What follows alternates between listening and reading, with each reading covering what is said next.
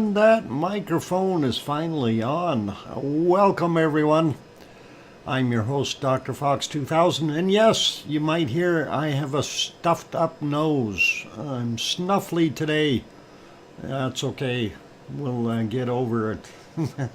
Anyway, welcome, everyone. Glad to have you on board. And what do you mean about time, Piggy?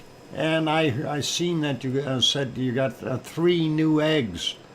Hopefully something will happen. And awesome. And thank you for the welcomes from Sue. And let's see. I hear you, Dr. Fox 2000. From Sharon Stewart. And Cynthia says, we missed you, Dr. Fox 2000. Cool. And thanks, Hermione and Fluffy. I hope Fluffy is behaving now. Fluffy, no claws.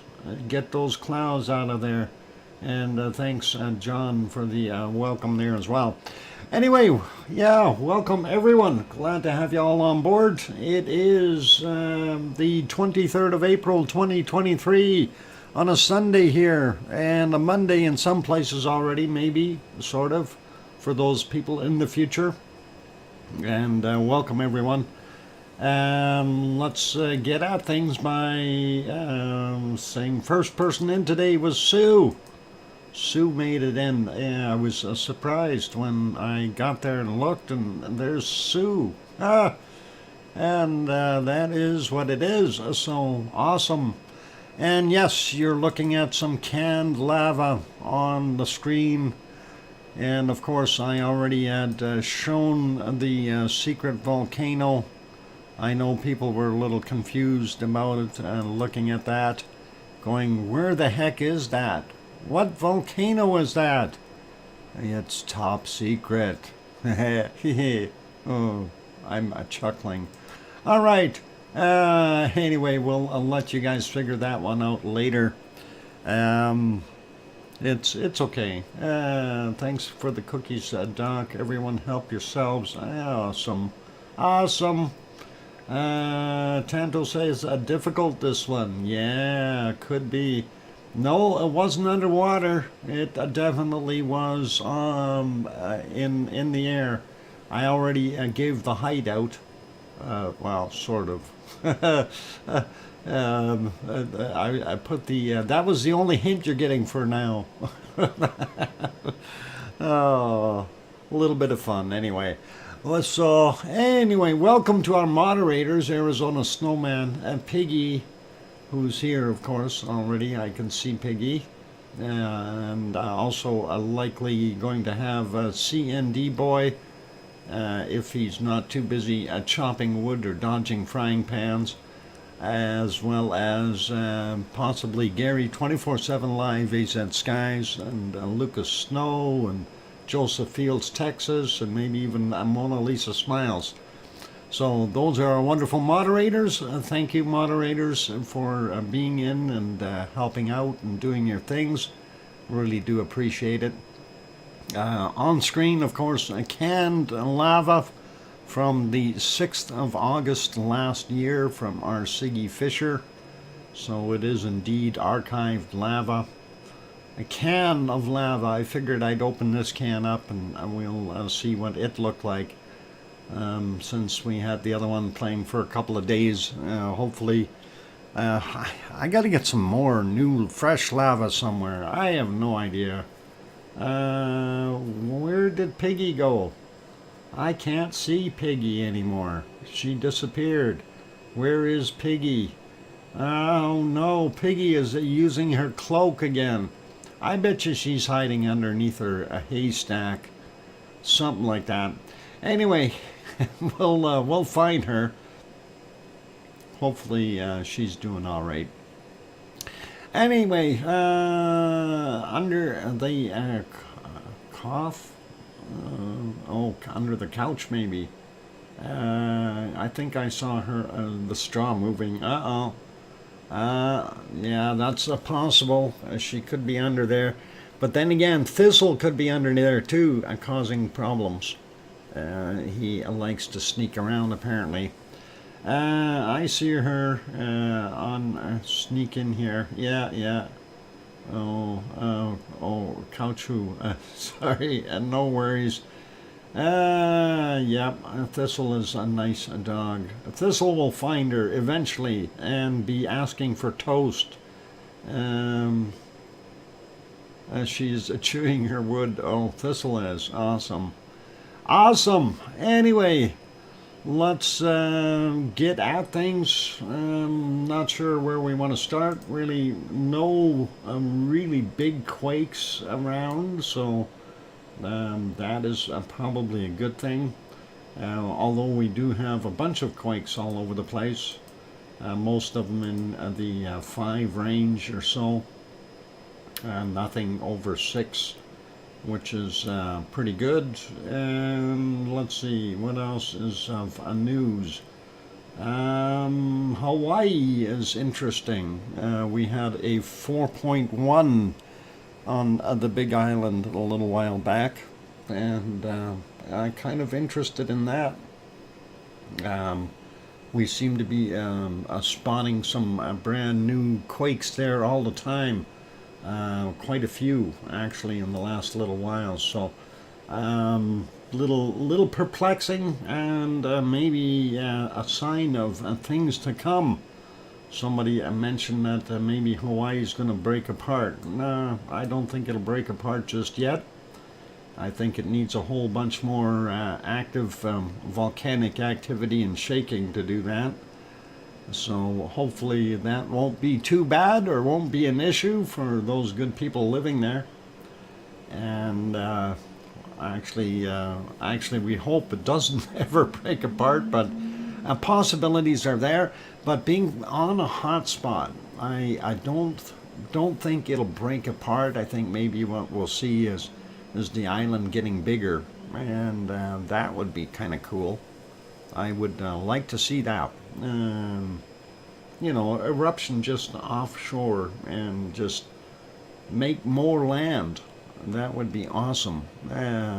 Make Hawaii bigger so we can have more palm trees and more volcanoes and more places to roam and another airport. All kinds of neat things. Anyway, let's let's take a look. Since we're here, kind of on that same screen, let me turn off this. Let me turn on that. I'm going to pause my lava flow. And there, of course, is Helemaumau crater in Hawaii while we're looking at it. And we've got a fairly clear shot today of the west lava pond, with the smoke going the other way, which is a little bit better so we can see it. And we still see the tow hole there is still open and hasn't completely collapsed and filled in. West vent, of course, right there, and the southeast lava pond, central vent in the middle there. Not doing a heck of a lot. We still don't see it dipping or dropping. No collapses. Nothing that we can see is imminent. Let's take a look at, going to redo this shot. This was from yesterday, so let's take a look at it now. Unfortunately, let's not do that now. Unfortunately, we got that smoke from this guy down here in our way, but we do see the west lava pond and the west vent, and of course the southeast lava pond right in there, and nothing new, so pretty steady as she goes. What is it? It's 80 degrees Fahrenheit there right now. That looks pretty awesome. I like that. Nice weather.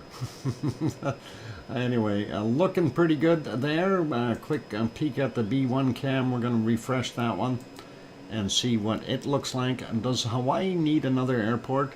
It has 2, Kono and Hilo. Yeah, it's got 2, but if we get the island to be about 1/3 more in size, I think we do need to get a bigger airport. So either they can make Hilo bigger, or I think Hilo would be the ideal one. But I don't know if they can over there. I'm not sure. I haven't been there, so I don't know exactly how that is put together. Anyway, looking at what we've got here, it doesn't quite look as ripply anymore. I don't know why. I'm just looking at it and going, yeah, we still see a few ripples in here, but has it straightened out a little bit? Kind of odd looking that way. Other than that, I don't see too much difference from yesterday or day before. Still see Pig Island over there. There's our southeast lava pond, which is quite extensive. And I don't see a heck of a lot of other stuff other than some smokers. So interesting. Let's take a look at the thermal. Going to refresh that, and we'll see what it's got to say. There's your brand new thermal from 9:56 Hawaii time. You can see the southeast lava pond, central crater, west crater right in there, and of course the west vent, and of course our lovely little glow spot down on the bottom here, which is still glowing. It's amazing. I'm surprised that we are still seeing it there. I'm wondering if, now starting to wonder if that's maybe a glitch in the camera. Anyway, that is what we've got. What keep safe on the roads, buddy. Oh, who's driving? Tom's still driving? Okay. Or somebody else driving somewhere. KC is driving. All right. Yeah, stay safe. Don't go anywhere that you shouldn't. And yeah, definitely stay safe. Don't want you to hit anything. We need you back here. Anyway, let's put that back on here. That's what we've got right now. Not bad looking. And we will pop over to Iceland next, as soon as I can get some of those shots made bigger, and then we can take a look at it. A little bit better visibility in Iceland today, at least in some of the areas, so we will have a look at that. Let's get back onto Kilauea. We'll make that one a little smaller and move over to Iceland. There we are. We are in the capital city of Reykjavik, and of course, and that is right from the Perlin Center is where this camera is mounted. Actually, the first two shots, this one and the airport one, both on the Perlin Center, and that is what we're seeing there. So pretty awesome, and nice view. We do see some clouds in the sky. Let me get on that page though.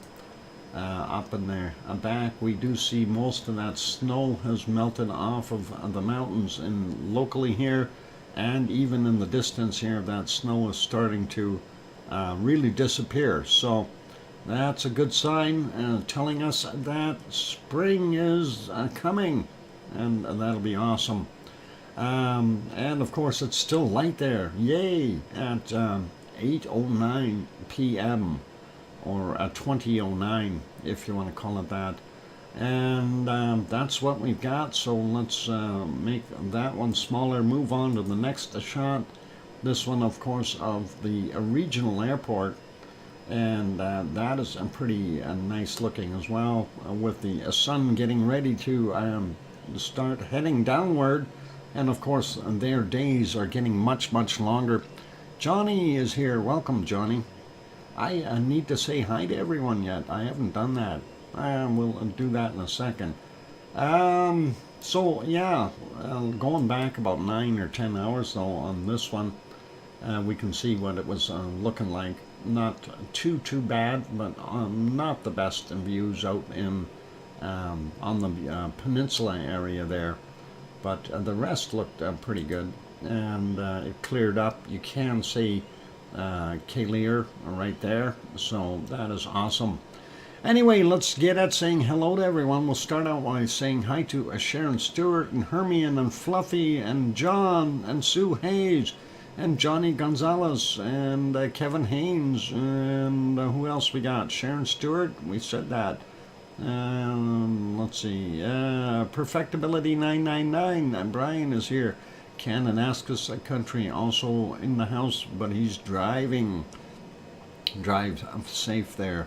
Welcome to Adele 51 as well. OneFish26 on board as well, doing his thing. And who else we got? We got John. Cynthia is here. Welcome, Cynthia. And Tanto, bonjour, Tanto.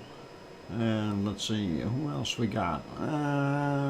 Scrolling up, looking for our other wonderful people. I did say hi to the moderators, so I'm all good there.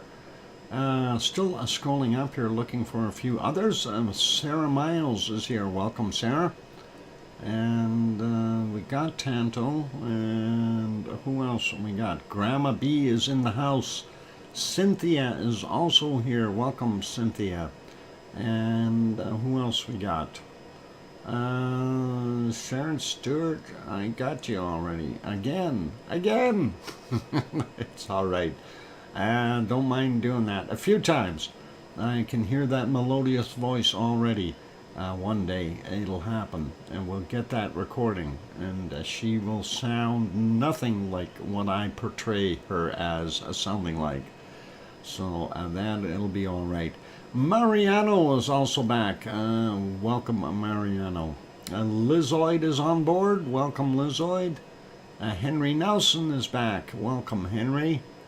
And let's see, still scrolling upward here, looking for other wonderful people. And I think I may have everyone already, but still scrolling, looking for more names. Tom Dice is in, and he was driving as well. And that is all right. Stay safe, Tom. And let's see, we got Dan is in the house. Welcome back, Dan. And I think I'm up as far as we can go. Oh, I see Patricia is also here. Welcome, Patricia. Anyway, I think I got everybody for now. If I did not call your name out, do not be offended. I do sometimes miss names, like people who sneak in, grab a cookie, and head right to the Lurkers Lounge, like Scott Hartman. I may never even have seen him if he wasn't walking so darn slow while he was eating. But just follow the crumb trail. You'll always find that. Kevin Haynes is also on board. Did I see that? Anyway. Oh, hope I got everyone. So, anyway, if I did not say your name, I'm not trying to be rude or offensive. I just missed it. So, hopefully we'll make sure that we can get it. You can always yell at me. Good idea, but sure, the green blob is in here. Dr. Fox won't remove it. What? Are you in my fridge again? Trots around the room looking for food. Oh boy. Why are you looking for food? Sends a Scott what in first? Oh, careful! That green blob is that's a new green blob, by the way. Anyway, don't worry about it. It's not going to harm you much. Much, I say, much. Anyway, let's go over to our next shot. Oh, I forgot to do this. Go on and make that smaller. There we go. Now we can do that. How come I'm buffering? I'm getting buffering from Iceland. At least my signal isn't bad. Somehow, someway, it's buffering. I don't know why. Anyway, there's the shot from the Reykjanes Peninsula, right down by the lighthouse, as just about as far south as you can go. Yeah, I see the. Well, my signal shouldn't be bad. The bit rates are right on the money. The buffering was from them, not me. So, oh, are you getting buffering now too? Okay, I wonder if something is going on over there, because my bit rates are right where they should be. Yeah, looking at 46, anywhere from 4500 to 4700 is good bit rates. So, and we're sitting at 4627, and then it popped over and just a little bit over 4,700. So I hope it's all good. I'm not buffering. Okay. I'm not buffering either anymore. But my other stuff was, I wonder if there was some form of a disconnection. Anyway, we are on the Reykjanes Peninsula. We do see the steaming vents here and over there. This one is, as of recent, and just came back to life, which is pretty cool.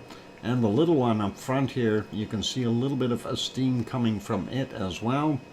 And interesting that we've got 3 going there now. And of course, they are also piping in the steam into their turbine system here and creating electricity, which is really cool. Hard to see because it's behind the plume there, but that is the town of Grindavik back there. And we are not going to be able to see the radio towers, unfortunately, because they're hiding behind all that steam. We can see the tip of Ragnar there, that kind of big long flat piece. That is Ragnar, and that is over in our wonderful Fagradalfjall area, and we really do enjoy that guy. And let's back that up a little bit, see what it looked like earlier. It was a lot cloudier from what I seen about 9 hours ago or so. Yeah, it was too. Looked like pretty not so good. Anyway, well, I'll put it back to live because that is a much nicer shot, a little bit more color to it. And I swear it almost looks like we're starting to see greenery popping through in some spots here. Maybe it's just my eyesight, but hey, you never know. I've been looking at that green blob in the fridge too much. Anyway, let's make that one smaller. We'll go over to our next one, and of course this is over at Katla, and their weather conditions are not quite as nice, so harder to see what's going on there. Looks like it was raining. If we go back about, well, even if we go back 11 hours, it ain't gonna matter. It's about the same all day long. This is roughly about 10 hours ago. Where are we here? Come on, you can do it. There we go. Yeah, 10 hours. Looks about the same as what it is now. Maybe a little bit more visibility right now, but that is kind of what we're seeing. Oh, come on, quit buffering and just go there. There it is. Yeah, so a little less visibility. And back to live. And we'll wait for that to finish buffering as it gets there. If it wants to get there, maybe not, I don't know. Close enough. Anyway, not the greatest of weather out there at Katla today, so we won't worry about it, but hey, it is what it is. And yeah, they're still buffering. I'm going to make that small. We'll go over to our next thing, and of course that is our harmonic tremor charts, and we'll take a look and see what we've got happening. Going to refresh that real quick, and there we go. And we see a little bit the gerbils are running slow today on the feeds, I guess. Yeah, possibly. Old mummy of hamsters is here, and the annoyance of buffering, lol. Story of my life. Yeah. You know, if it wasn't for buffering, I don't know what would happen. Yeah. John, why are you buffering again? Splat. Don't hurt the gerbils.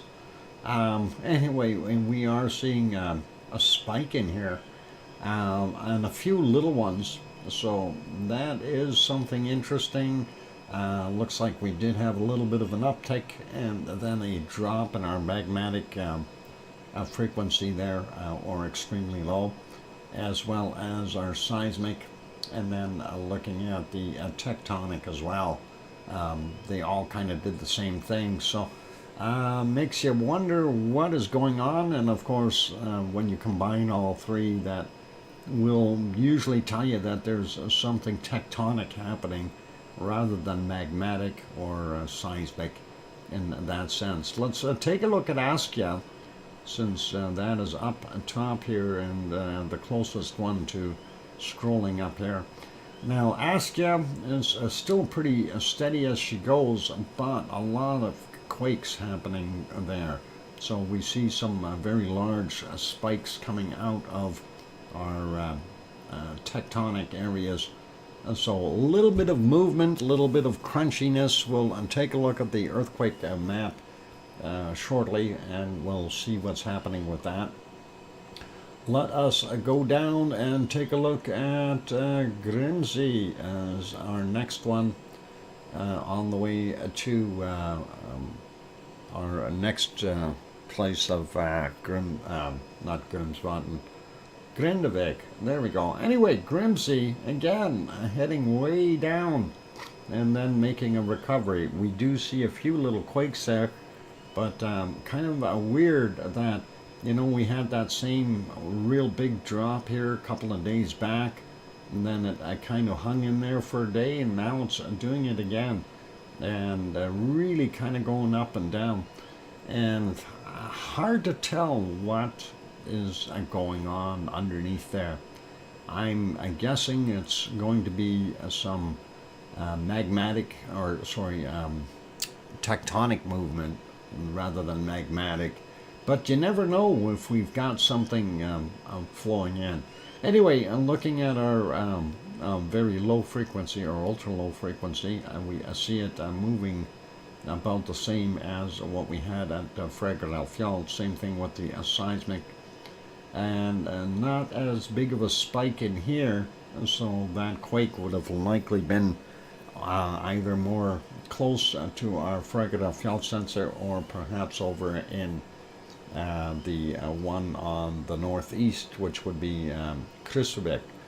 So this Grindavik, of course, is to the southwest of Fræðarfjall. And let's take a look at the Kristuvik one and see if that is the story it tells us. Some of the other ones are really showing a fairly large spike there as well. It may be somewhere to the east of our stuff. Anyway, there is the Kristuvik one, the same kind of pattern as what we observe at Grindavik as well as at Fræðarfjall. So pretty awesome. Hey, who's got all the ice cream out? Oh, ooh, what? Hey, are you? Oh my God, she's eating my ice cream bar. I hope she didn't find the other one in the back. There's one more left. At least there was. I hope it's not gone yet. Oh, darn it. I was saving them. I had one earlier. Oh boy. I am not, was feeding your guests. Uh-oh, Peggy. I gave them lava cookies. Come on. What more do they want? Anyway, let's leave it there. Let's go over to the earthquake map, and it is interesting to see what's going on. So let's mosey on to the map. Where is my map? Hiding behind my Pepsi. All right, there, got it. Zooming out a little bit and just taking a look. Oh, interesting. I see where the big spikes came from. Anyway, last 24 hours, 72 is what we had, 72 earthquakes, and we see some of those bigger spikes there. We had this one over here at Bar de Bunga from 3:34 a.m., 3.19, 4.6 kilometers down. The other one is a 3.3 from 15:15. 1.7 kilometers down. That's over at Grimsvatn. That is very interesting. While we're here, let's get these ones and then we'll skip them later. Anyway, that's from 11:15, 1.35, and that is basically a surface quake, 135 meters down. Could be ice moving. This one from 15:10, and that is a 2.82. and that is 563 meters down, and a fairly large quake and a fairly shallow. A couple other ones over there is this 0.78 from 1523, 1.7 kilometers down. We've got a 0.7 hiding underneath there. Oh, and that's not this one. We got that 3.3 already. Get out of the way. Oh, darn it. Let's zoom in. And there we go. 0.7, 1.1 kilometer down from 1720. And then we've got this guy here is from 1513, a 1.09, also a very shallow, 135 meters down. So kind of makes you wonder what we got going on there. A little bit of ice movement. We'll see what happens. Looks in Dr. Fox cupboard, eek, full of Pepsi. Depending on which cupboard you're looking at. By the way, most of that Pepsi is in the fridge. 3 minutes to a break time, yes. Let's get this 1.09 here, 703 meters down, 59 minutes after midnight, and we'll go up from this point. This, of course, is Askia. 10 a.m. we had a 1.91, 4.1 kilometers down, 0.84, 3.4 clicks down from yesterday at 23:01. And next one is 0.5, and that was 3.3 clicks down. Yesterday's 21:52, 1.0 from 12:30, or sorry, 0.10, 0.1, 4.6 clicks down. And then we see this 0.27, 7.1 kilometers down from 5:21 a.m. and one again right underneath the lake. And that is 5.7 kilometers down though, and that came in at 1922. Let's take a look up by Herdebreit. We only see a very small one, a 0.01, 4.6 kilometers down from 2052 for that guy.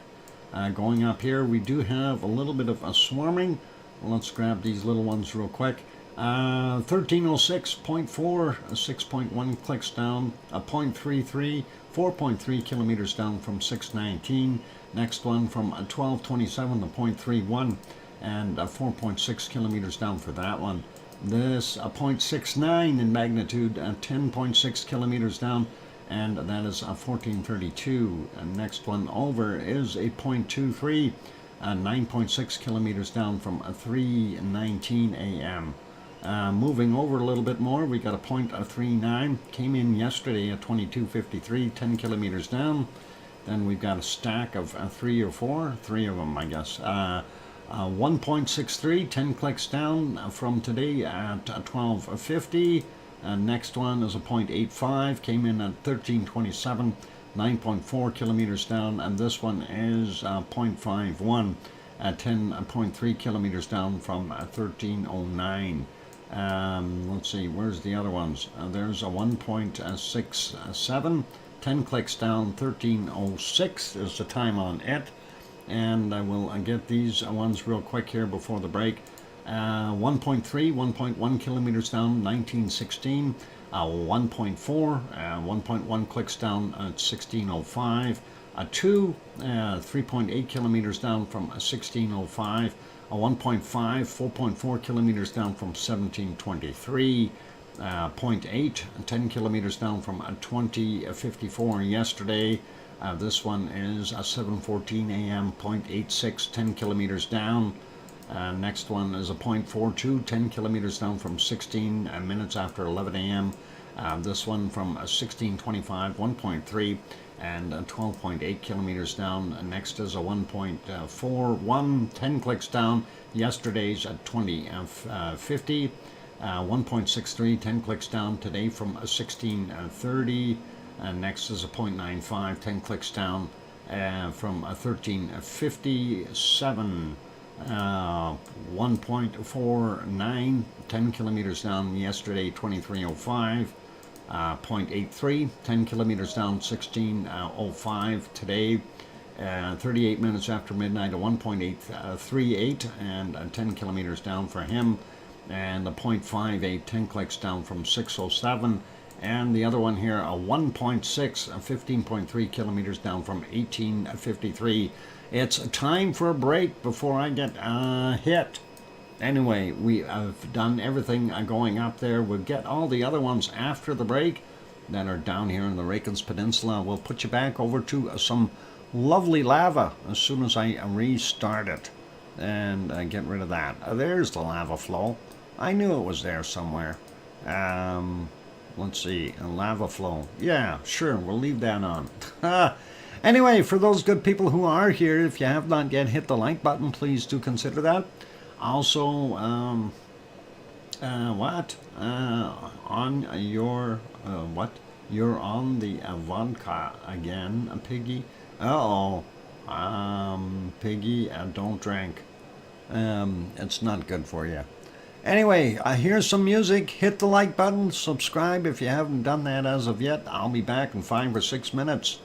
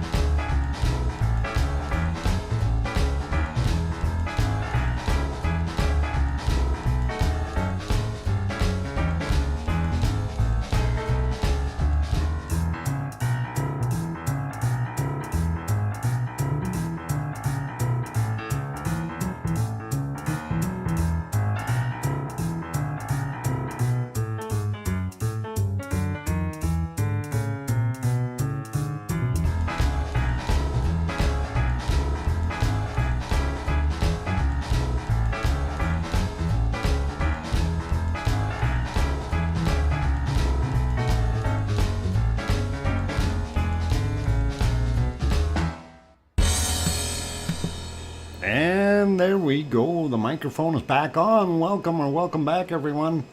And yep, the wonderful ice cream sundae, according to Google, was ice cream. Where was the ice cream sundae invented? And it says Two Rivers, Wisconsin, in 1881.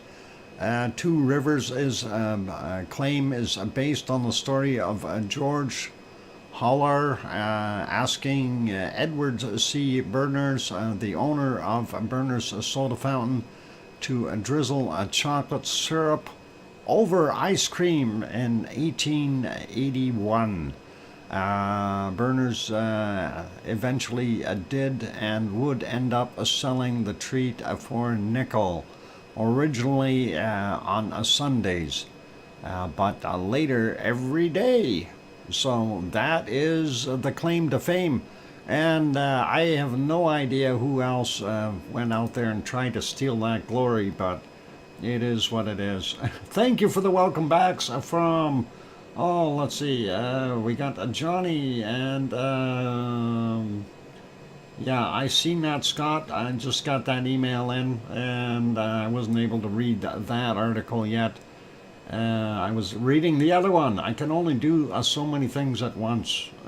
Thanks, Kevin, for the welcome back. And Sue, and we missed you, Cynthia says. And thanks, John. And I think we got everybody. All right.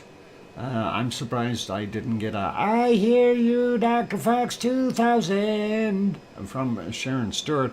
She's probably busy trying to cook something. Maybe. I have no idea. I know we'll try to get some time to sleep. Oh, you need sleep just 2 times a year? What? Okay, never mind. Something different with that conversation. We'll leave that be. I'm going to stop our wonderful lava midstream there, and we will go back over to our earthquake map of Iceland and see what we've got.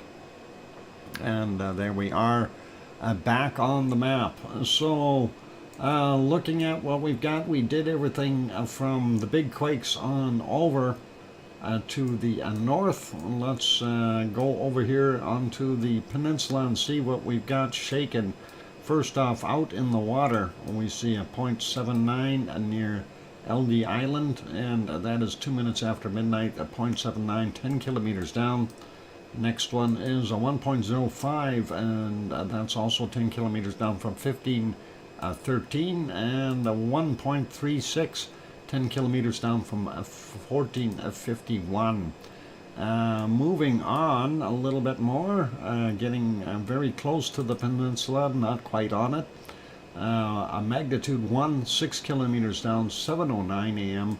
0.81, 6.4 kilometers down from 1340, and a 0.4 from 3 kilometers down from 1502.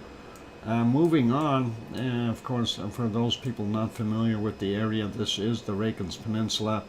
There's Reykjavik, and of course over here Keflavik International Airport, Keflavik, Reykjanesbær, Jarðvík. And of course, if we go down here, you can see the Blue Lagoon is right in here, and the power plant right beside it. And if we go down the road here, we can see the wonderful town of Grindavik. And we see a couple of quakes out there, so let's grab those. 0.5, 6.4 kilometers down from yesterday at 23:15, and a 1.39. 6.1 clicks down from 21:28 yesterday.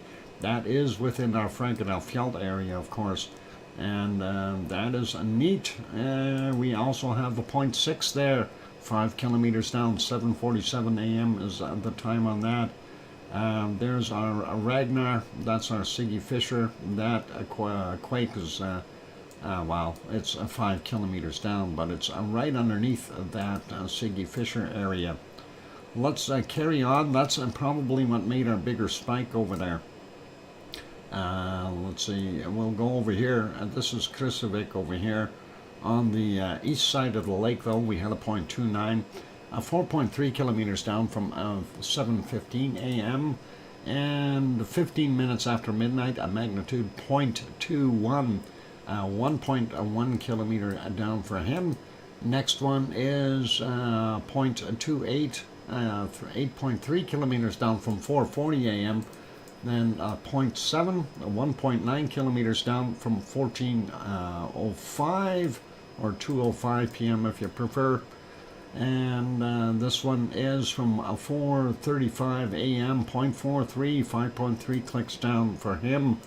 Moving on a little bit more, we see a 0.47, 8.5 kilometers down, 5:26.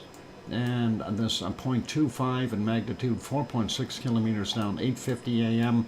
Going up north a little bit more, 0.11, 612 meters down.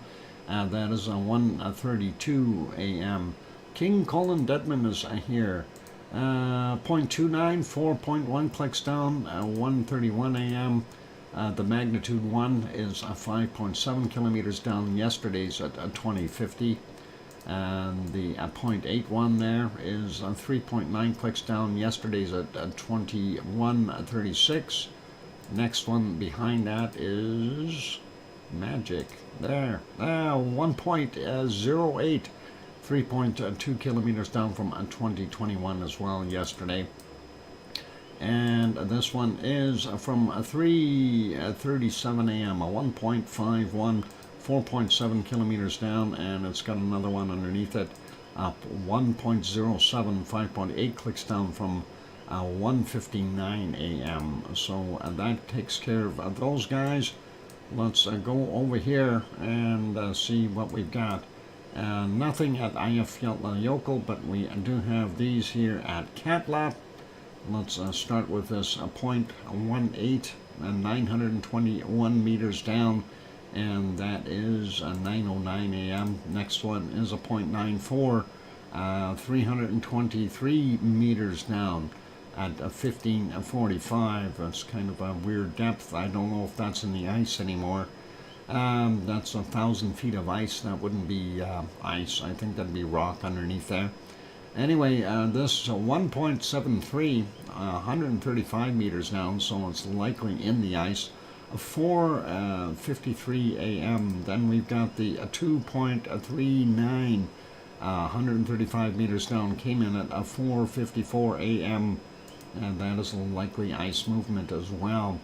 From 1635 we had a 0.2, it was 5.4 kilometers down, and a 2.2, 5.2 clicks down from 1839 today. So that is it for our quakes. We've got all the other ones already before the break, so pretty awesome to see. Interesting to see the bigger activity there, and that is kind of right at that turning point. If we turn on the plate boundary, you can kind of see it in there. As it goes over here, it's kind of a jog at that point. So I'm wondering what is going on there, but hey, maybe we'll see Askja pop just sometime soon yet. We'll see what happens. Anyway, let's leave there. We'll leave Iceland. Let's take a look over at our next one. Oh, I forgot to fix that up. Let's see if we zoom out. That is our Azores. Here's what it looks like right now in the Azores. And actually, if we do that, gets it a little bit bigger. And you can see Pico Island off in the distance. You cannot see Pico Volcano. It's hiding. This, of course, we are on the island of São Jorge, or São Jorge, if you say it in Portuguese. This is one of the villages. There's that harbor. There's those bright lights. And that is what we've got going on there. And not too bad of an ocean. Not overly rough. There's the shot of the cove. Starting to get dark there as well. So it kind of looks a little bit grainy, but hey, it is what it is. Ocean isn't too bad, so you'd be okay. If you went out in your smaller boat and looking to see at the map here for St. George. We don't see anything new today. Nothing yet. Let's refresh this one though, and we'll see if they had any quakes.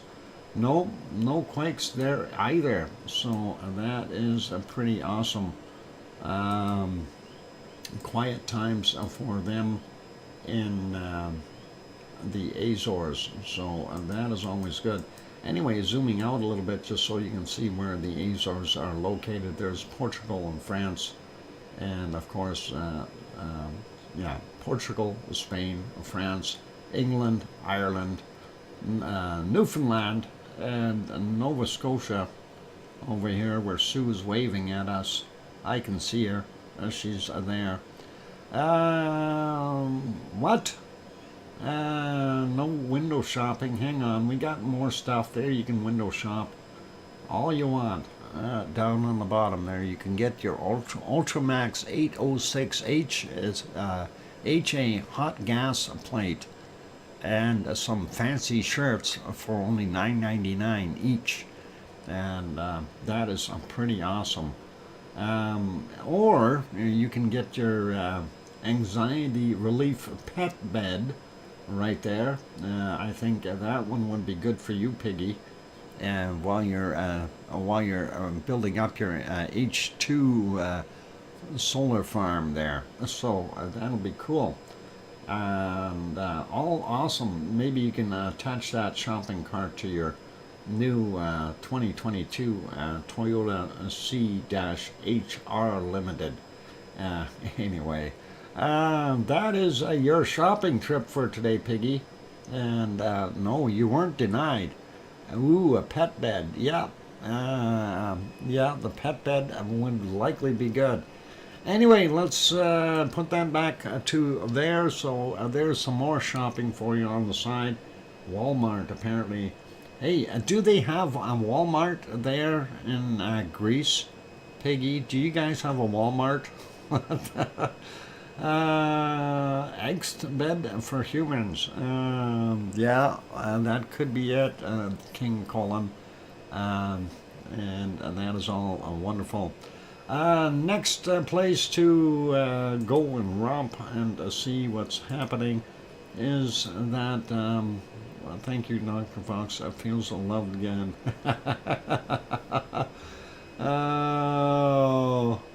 No Walmarts? Darn it. Okay, well, actually, I'm not too partial to a Walmart anyway. This is called Popocatépetl. It's about 70 kilometers south of Mexico City. You may have heard of it. It is a snowy volcano, and no Walmart in UK anywhere in here. Okay. No Walmarts in UK? That is interesting. Okay, no, me need a soft bed. Okay. No worries. Anyway, that is what Popocatépetl is looking like right now. Earlier, of course, we had the wonderful volcano gray conditions, as you can see. And if we go a little bit beyond that, though, time-wise, about 3.5 hours ago, 3 hours 15 minutes ago, this is what it was looking like, continuing to off-gas a fair amount, and it really didn't matter where you looked. You could see some of that off-gassing taking place at various times of the day. Unfortunately, not great clarity because of the cloud work going there, but that new snow was interesting. The even though it is shaded right now, that area up top though looked like the snow was melted, and we can see that a little bit better there. That's still kind of shaded. Let's get sunshine on there. There's some sunshine. So obviously we had something during the course of the night that popped out and melted some of that snow off after the snow had fallen. I don't know when that actually happened because I couldn't find it. This, of course, is a little bit earlier, 6:14 a.m. And if we go back, we know that when we go back another 5:14, that's another hour we see it was already like that, so makes you wonder. Thanks for that 5-minute warning, by the way, Tom. And if we go back even more, we will see nothing. I was wondering if it happened around here, but I couldn't tell. There was no lava there at that point when that one happened. And let's see, maybe we can see it a little bit earlier. Go back all the way, and unfortunately I don't think it's going to show up. It looked like it happened sometime during the night, so that's kind of what we were seeing there. Don't know when it happened, but it's still, nonetheless, it's been doing that all night long, puffing and all kinds of neat things. So snow on Popocatépetl, that is what you get. 'Tis the season, and it looks like it is snowing up there again, because that dark area is turning white once more. So that is pretty awesome. Let's pop over to the next one, and this one, of course, is our wonderful Fuego. And Fuego was in the clouds for most of the stream time here, well, the day. 8:11 a.m. and we could see it. It was out of the clouds.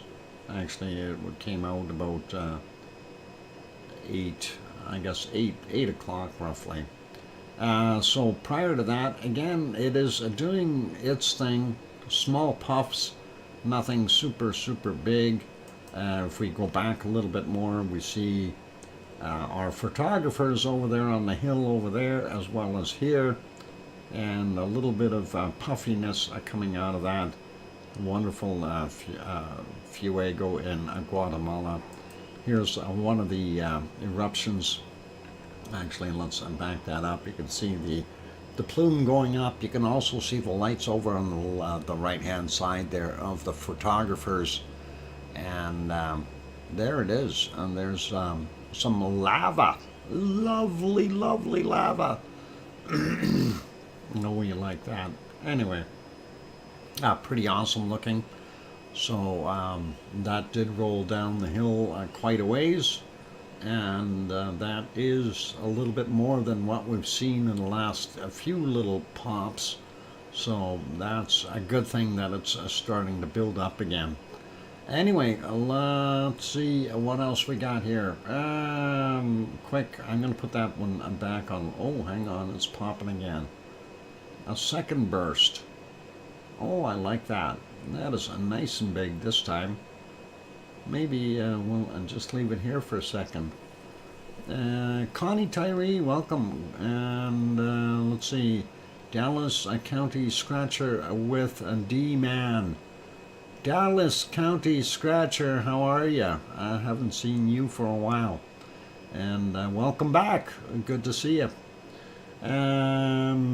Anyway, yeah, that's a kind of not so much lava on that second shot, though. Darn it, I was hoping. But that is a Fuego in Guatemala, and it looks like it had kind of a multiple burst affair there on that particular eruption at 4:44 a.m. So pretty cool.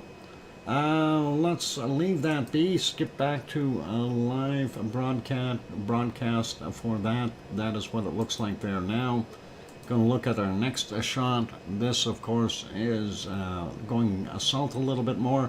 Masaya Volcano in Nicaragua. Going to refresh that. This was from 10:11 a.m. Today, and you can definitely see down into the caldera, but lots of smoke coming.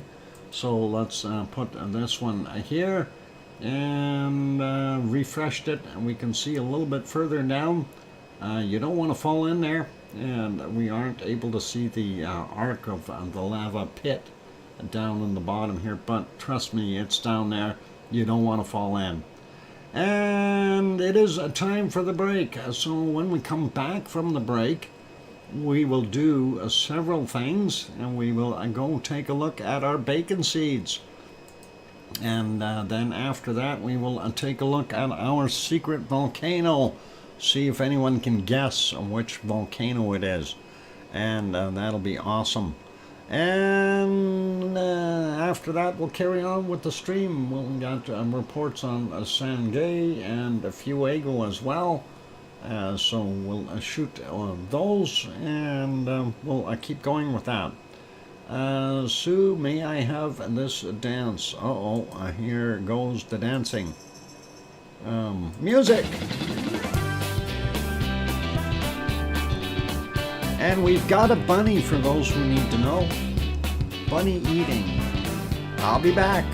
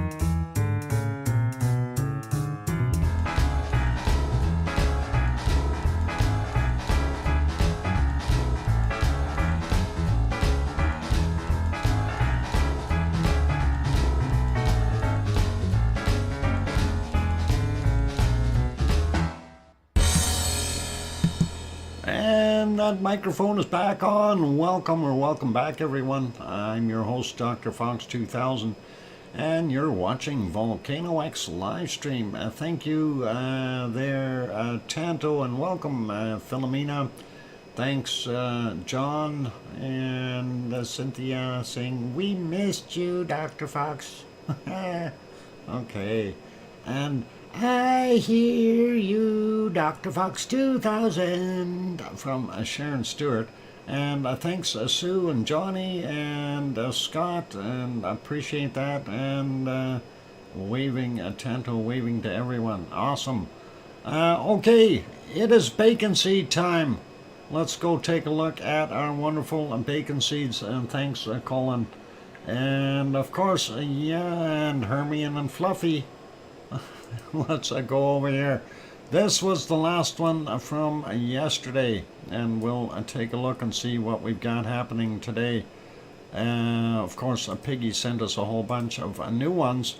There's Piggy doing her thing. She does an awesome job every time.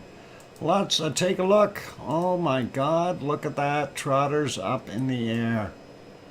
Somebody is enjoying the sunshine. I gotta love it. Trotters in the air and a wonderful looking little pig. Piggy, are you suntanning? Is that taking it easy? I was.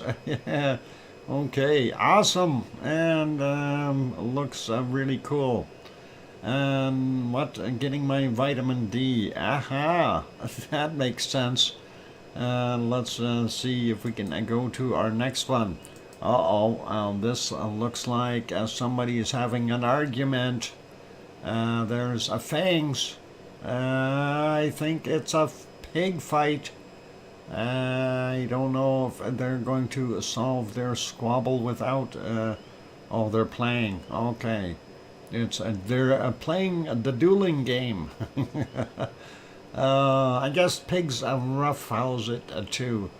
A bacon beef. There you go, Henry. Bacon beef.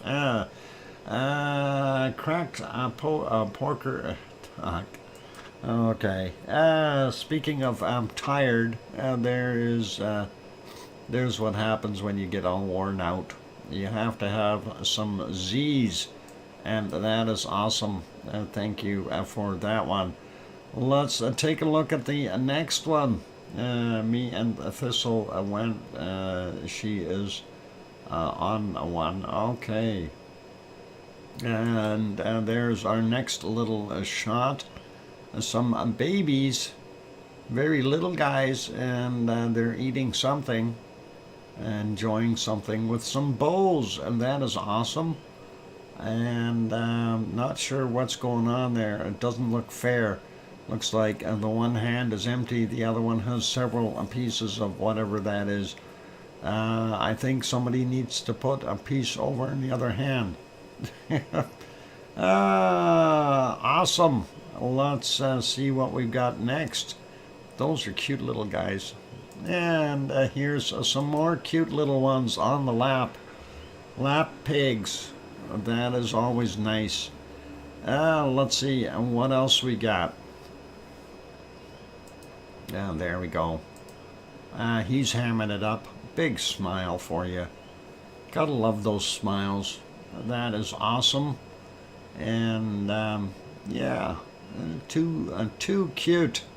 Next one is this one peeking in underneath the couch or bed or whatever that is. And looking, he's got a smile on his face too. Yep, very, very cool. And yeah, playing hide and go seek. And I guess you're gonna find him under there.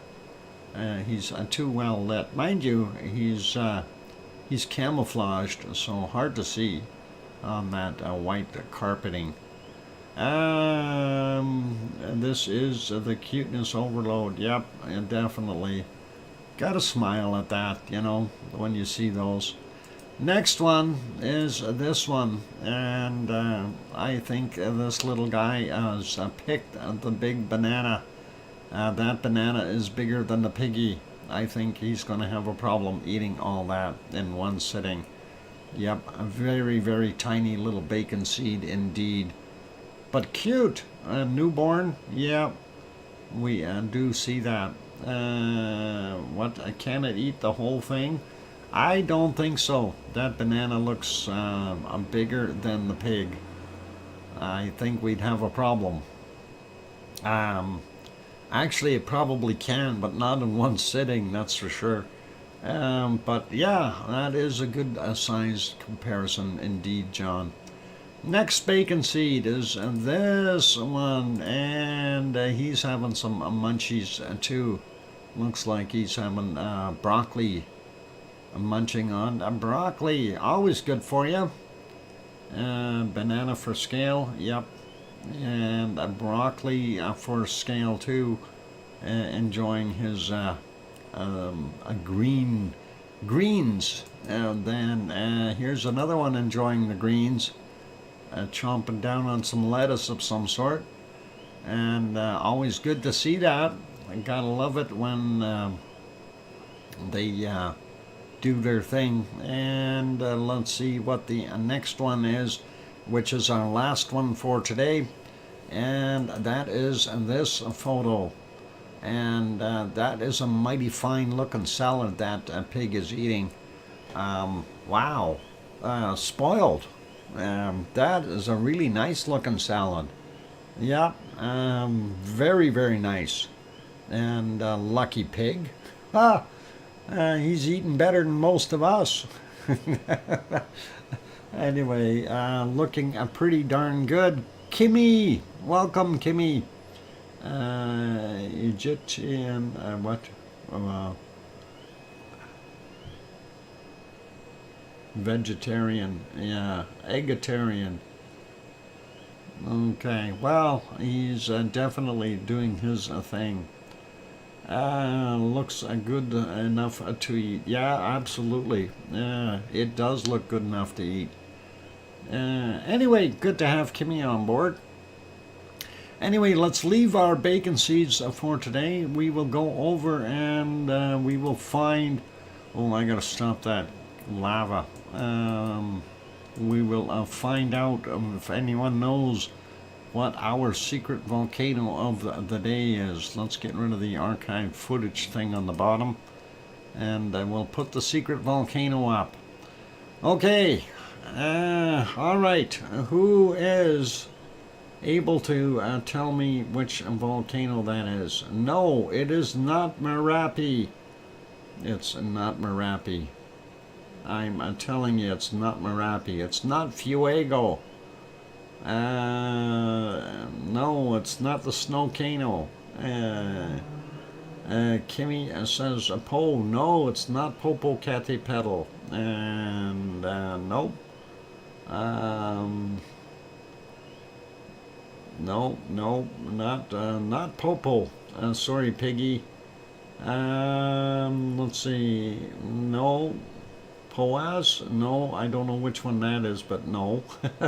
It's not Mount Etna. It's not Vesuvius. No. Come on, you guys. Be creative. Volcan, I don't know. Tanto. No, it is not Aso or Aso or whatever you want to call it. Aso-san. Hints. Okay. All right, we'll give you a hint.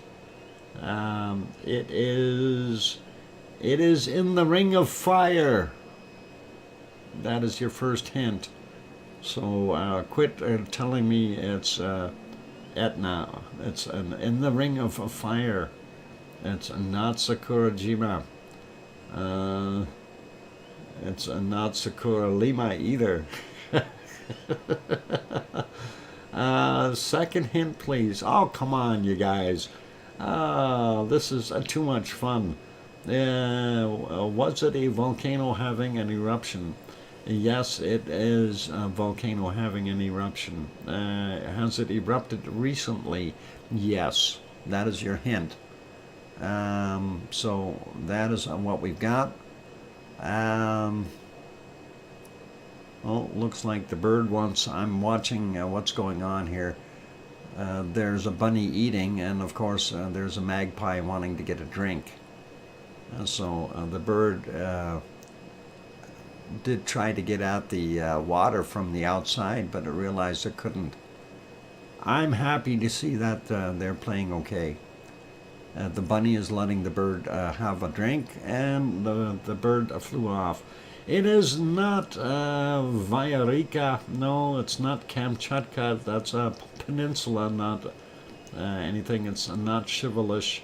It's not Popocatépetl. It's not a Sakurajima, even with these wrong spellings. It's not Stromboli either. Not Mauna Loa. No, not Taal.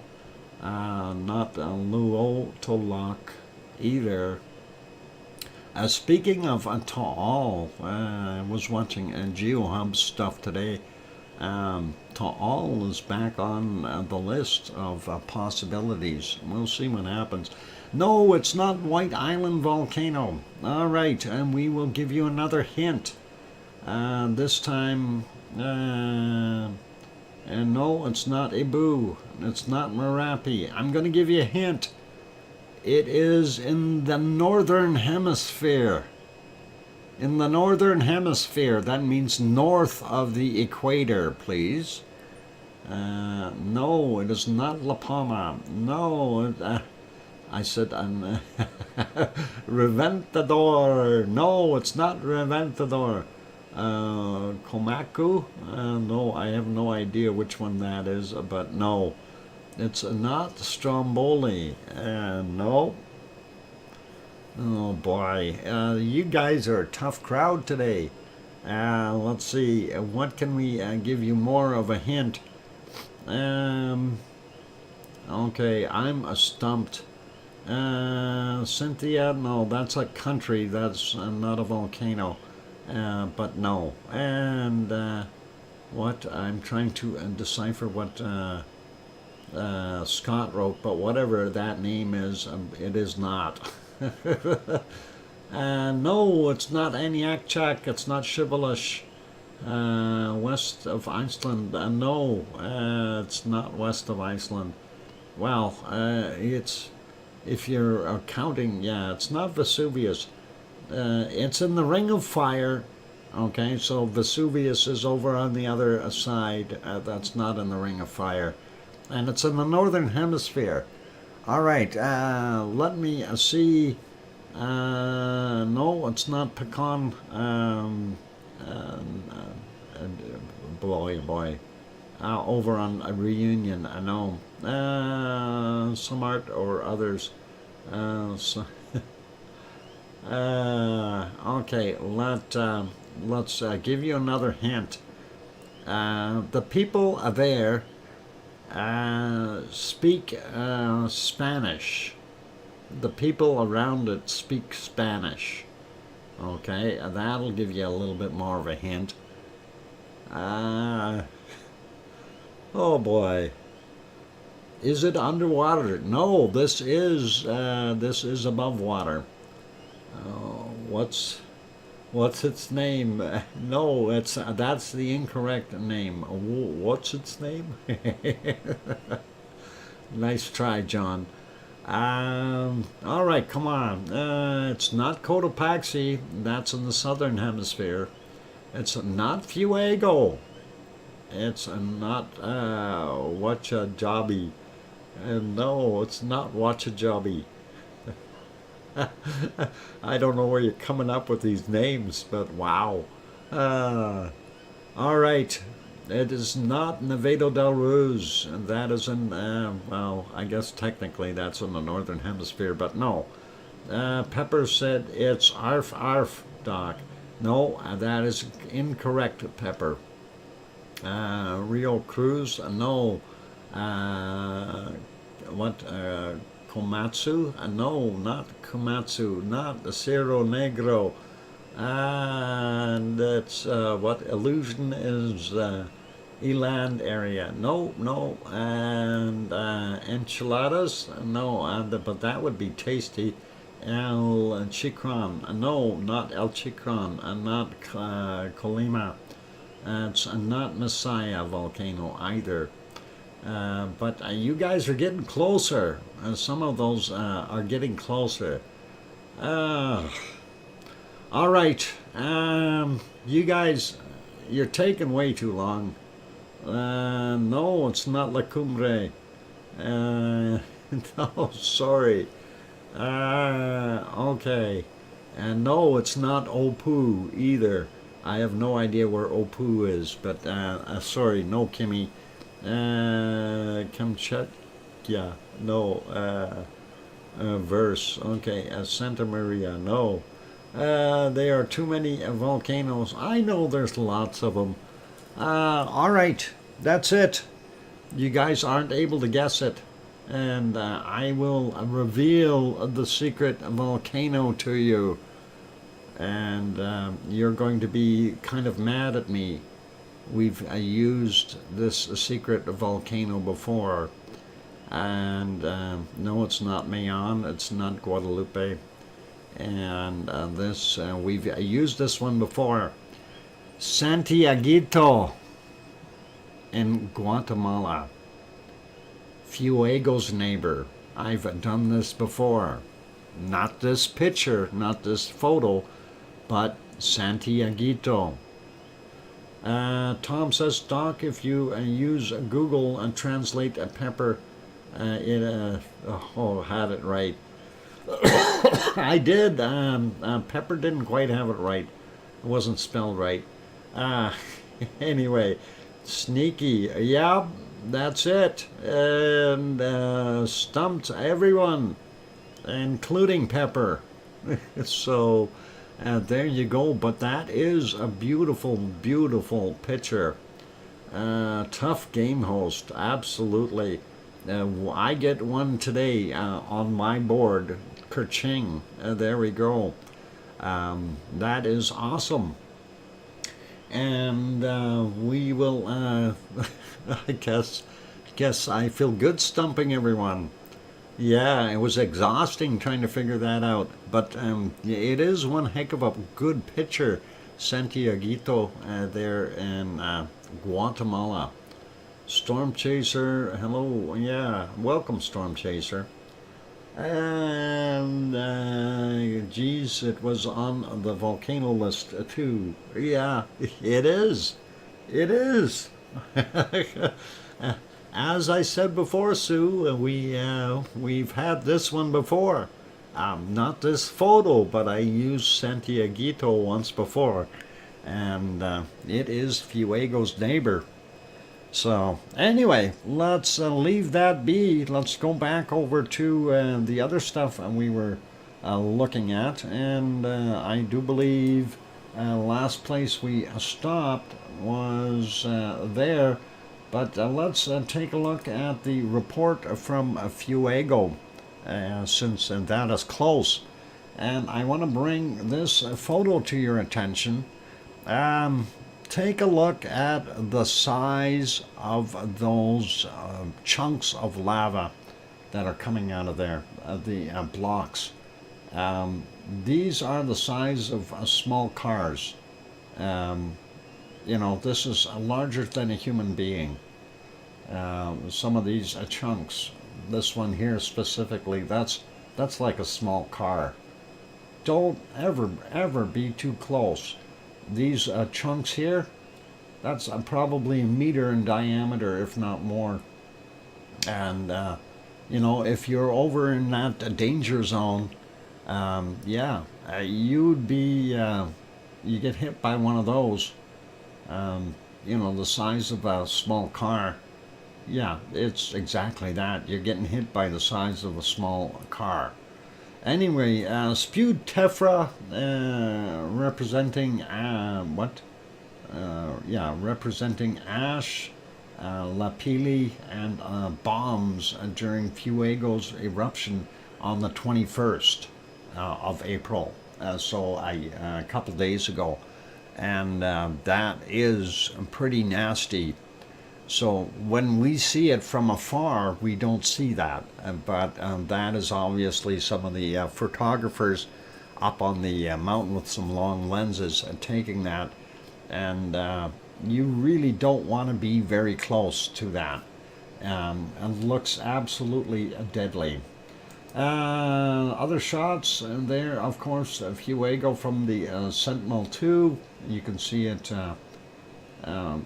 glowing there. Of course, this was from the 19th, this shot, so that's okay. And let's, that just kind of tells you where it is.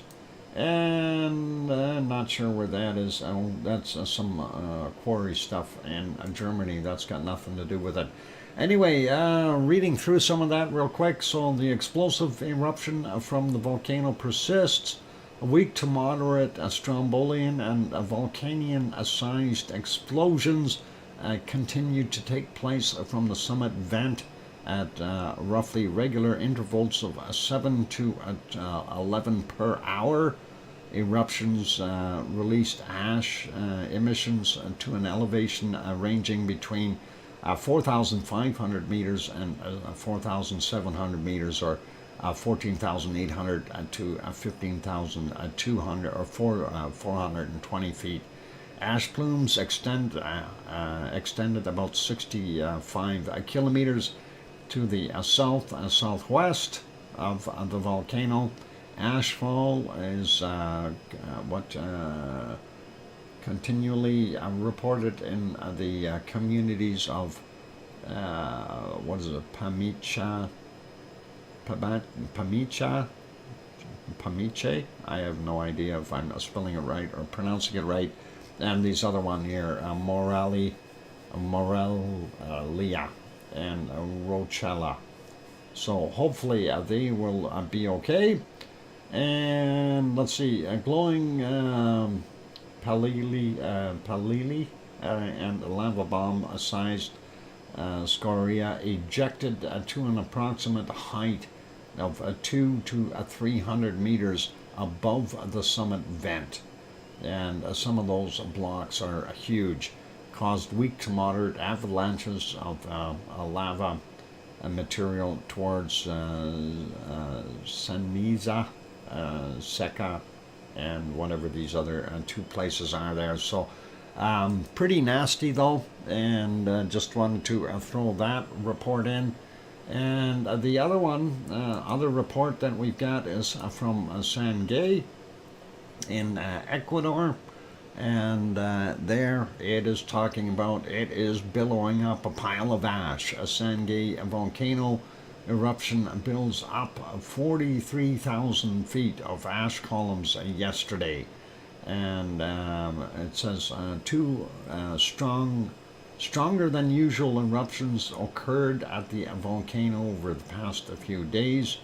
And dense ash emissions arose to 26,000 feet, 800 meters above the summit of the crater, and drifted to the southwest of the volcano, where tephra-covered surfaces in the provinces of Chimborazo and Guatemala and whatever the other ones are. Most of the ejected hot, juvenile, and glowing material slid down along the southeastern flank and in the form of incandescent avalanches. So pretty awesome stuff, and that is what that shot looks like.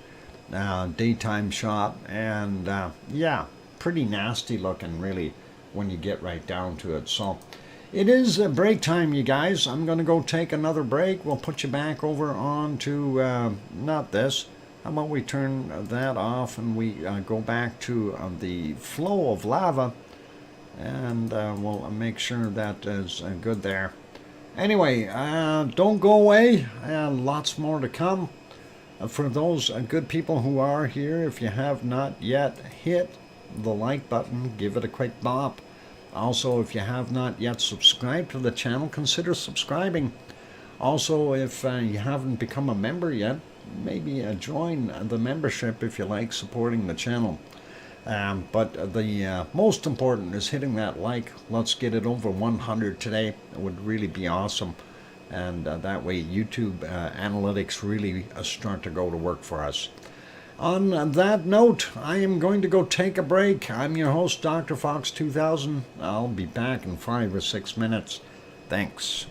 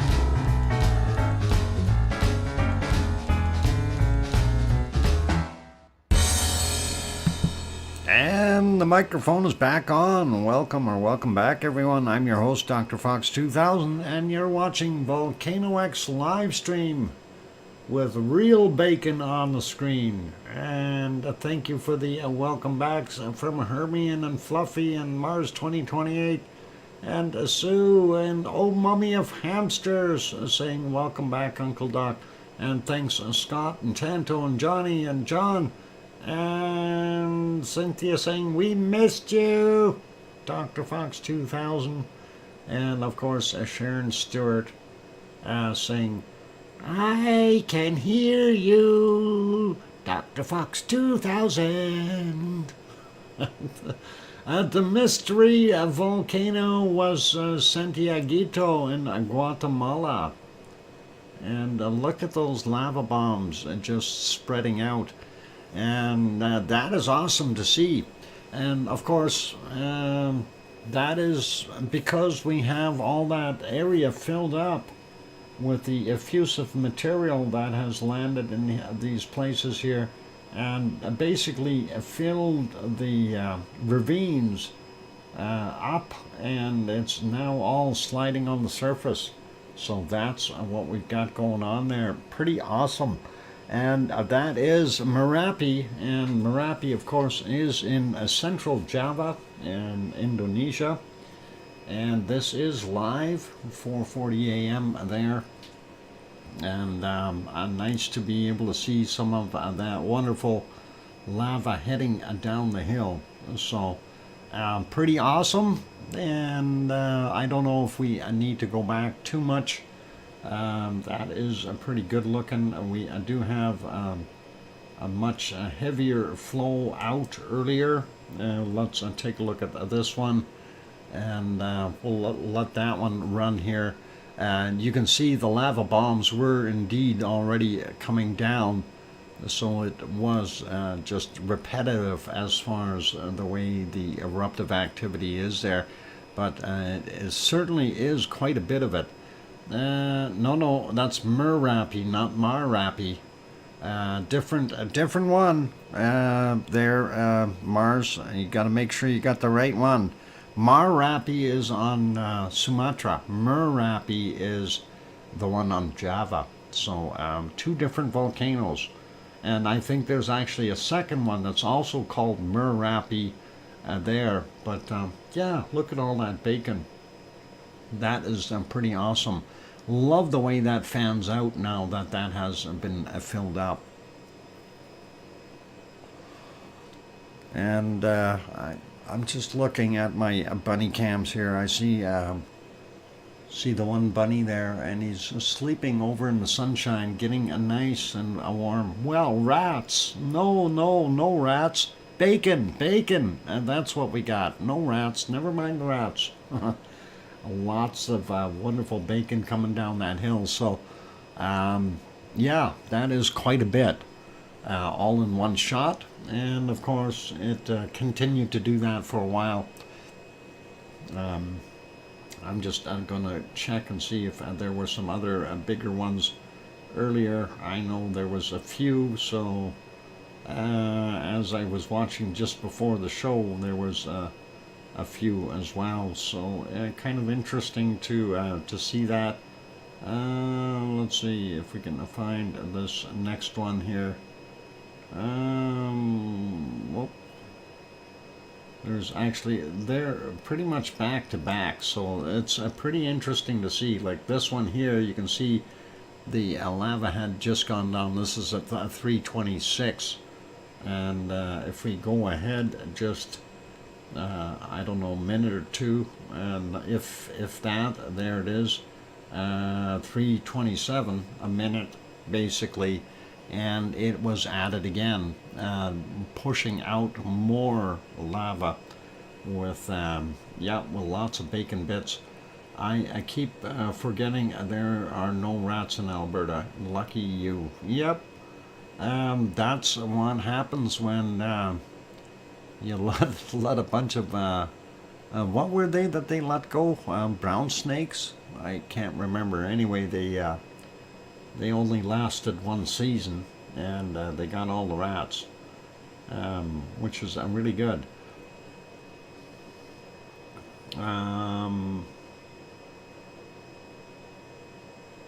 There's nothing being mentioned on volcano discovery. Yeah. You know, that is funny, Sue. I'm surprised that they don't show more activity from Merapi, because it's doing its thing continuously every day. I keep watching the darn thing, and you know, this is not CGI. It's the way it is. So I have no idea why there is no interest in it. It's actually putting out quite a bit of lava every day. So it's hard to place judgment on why they don't consider that. But let's back that up a little bit. This is another one. This is about, I guess, about an hour earlier. And you can see, again, you know, quite a bit of lava coming down. Here's another big one right around here. This is about 2.5 hours ago. Let's back that up a little bit more. And there you can see it starting from the top of the hill and racing down to the bottom at 2:14 a.m. So it is what it is. Gotta love it. I'm just happy that we are able to see it, and that we are able to, you know, at least go back a little bit and see it happening. So lots of that wonderful effusive lava coming down the sides of those slopes, and continuing to fill up and make that volcano bigger and bigger as that material keeps being pushed out. We do know that, you know, they refer to it as block lava, and of course up in the top fissures, they've got various large rocks / boulders up there that allow that lava to come up in different directions, sometimes slightly different vents. I wish somebody would take a drone up there during the day and just have a really good look at it since it's started doing this. So I'd love to see that. Perhaps they don't have a field reporting in the vicinity. Yeah, that may be what it is. Definitely. You know, there are limited people that really get around to doing these. And I would love to, if I had the money, I'd love to fly to Indonesia and be flying a drone up and down there at night as well as during the day to take a look at these things. And between Semeru and Merapi, Ijen, you know, those would be really awesome and cool, and of course Krakatau as well. Some wonderful Indonesian stuff that we could have a look at. So pretty cool. Let's see, there were some more earlier, just trying to see, but it seems to go through cycles of being a little bit more active in the very early morning hours, you know, like a 4 or 5 a.m. kind of thing. This one, of course, is at 12:30, and that's what you were seeing going down the hill. So pretty cool. And there's another one here that I want to look at. This one wasn't as big, but still a fair amount of bacon moving down the hill. And we did like that. This one was a little bit before, I think, just before midnight. And that is what happens when your chariot turns into a pumpkin. It goes rolling down the hill and spreads out like crazy. So quite a big span. You can see how it starts to flare out the further down it gets. So pretty awesome to be able to see that. And I don't know how fast that stuff is traveling, of course, because I don't have exact measurements of distance, but I can pretty much assume that is moving pretty good down the hill, and you certainly wouldn't be able to outrun that. That's for darn sure. So there is some more wonderful bacon, you guys, and that is awesome. So you get your fill of bacon today, and that is really, really quite nice. Let's see, did we have anything further bigger in the late hours of the day? And I think it was kind of cloudy prior to that, so yeah, they are showing a couple of spots, but nothing really too fancy or outrageous. If we go here, we should be able to see one, and of course you can see that it has been getting some lava flowing out, but this should be a pop right here. This one wasn't as big, and you notice this one did not come from the top vent up here. This one was a little further down, so this is where the other ones were coming from, and definitely picking its tracks there for different ports that it comes out of. So pretty cool. And let's see, is there more to it? No, let's go back a little bit more.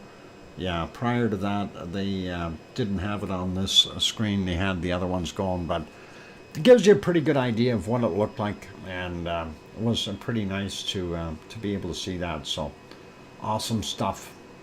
Anyway, we'll put that back on live so we can see what it looks like right now. And at 4:51 a.m., there's what we're seeing.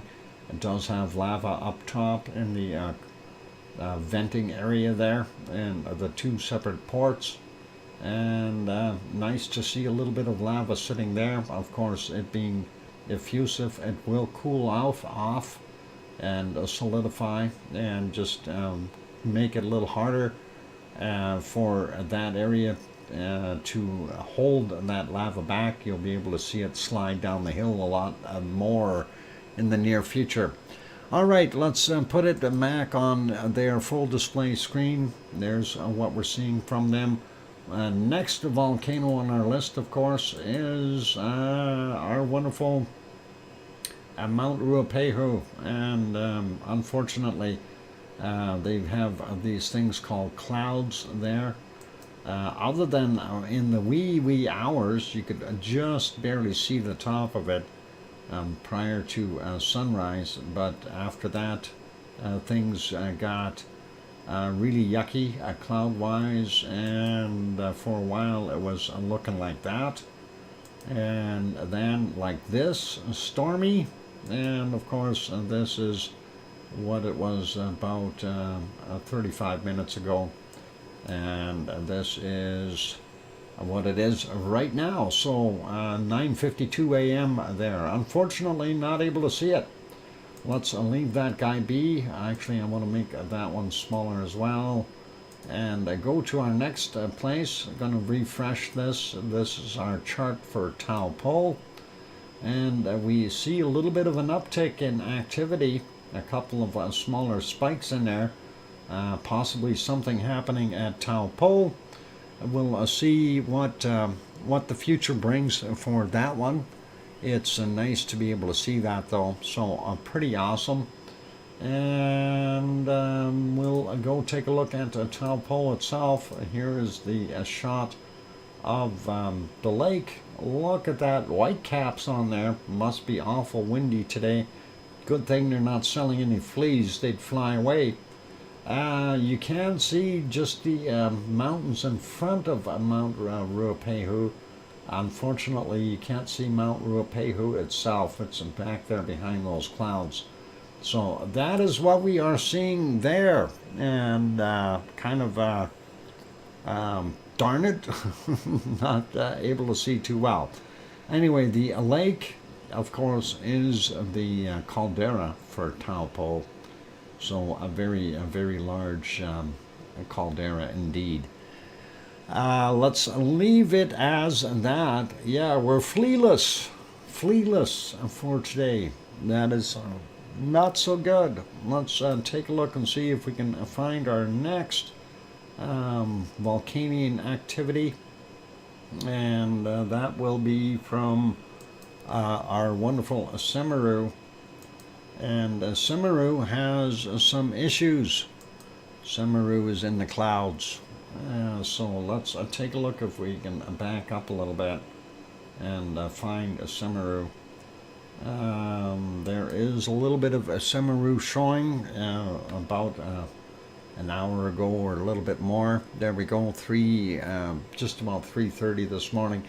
You can see a few spots there. Let me make that bigger just so we can see the outline, and I'm trying to locate where it actually popped, and there were a couple of small pops, but nothing really major when it gets right down to it.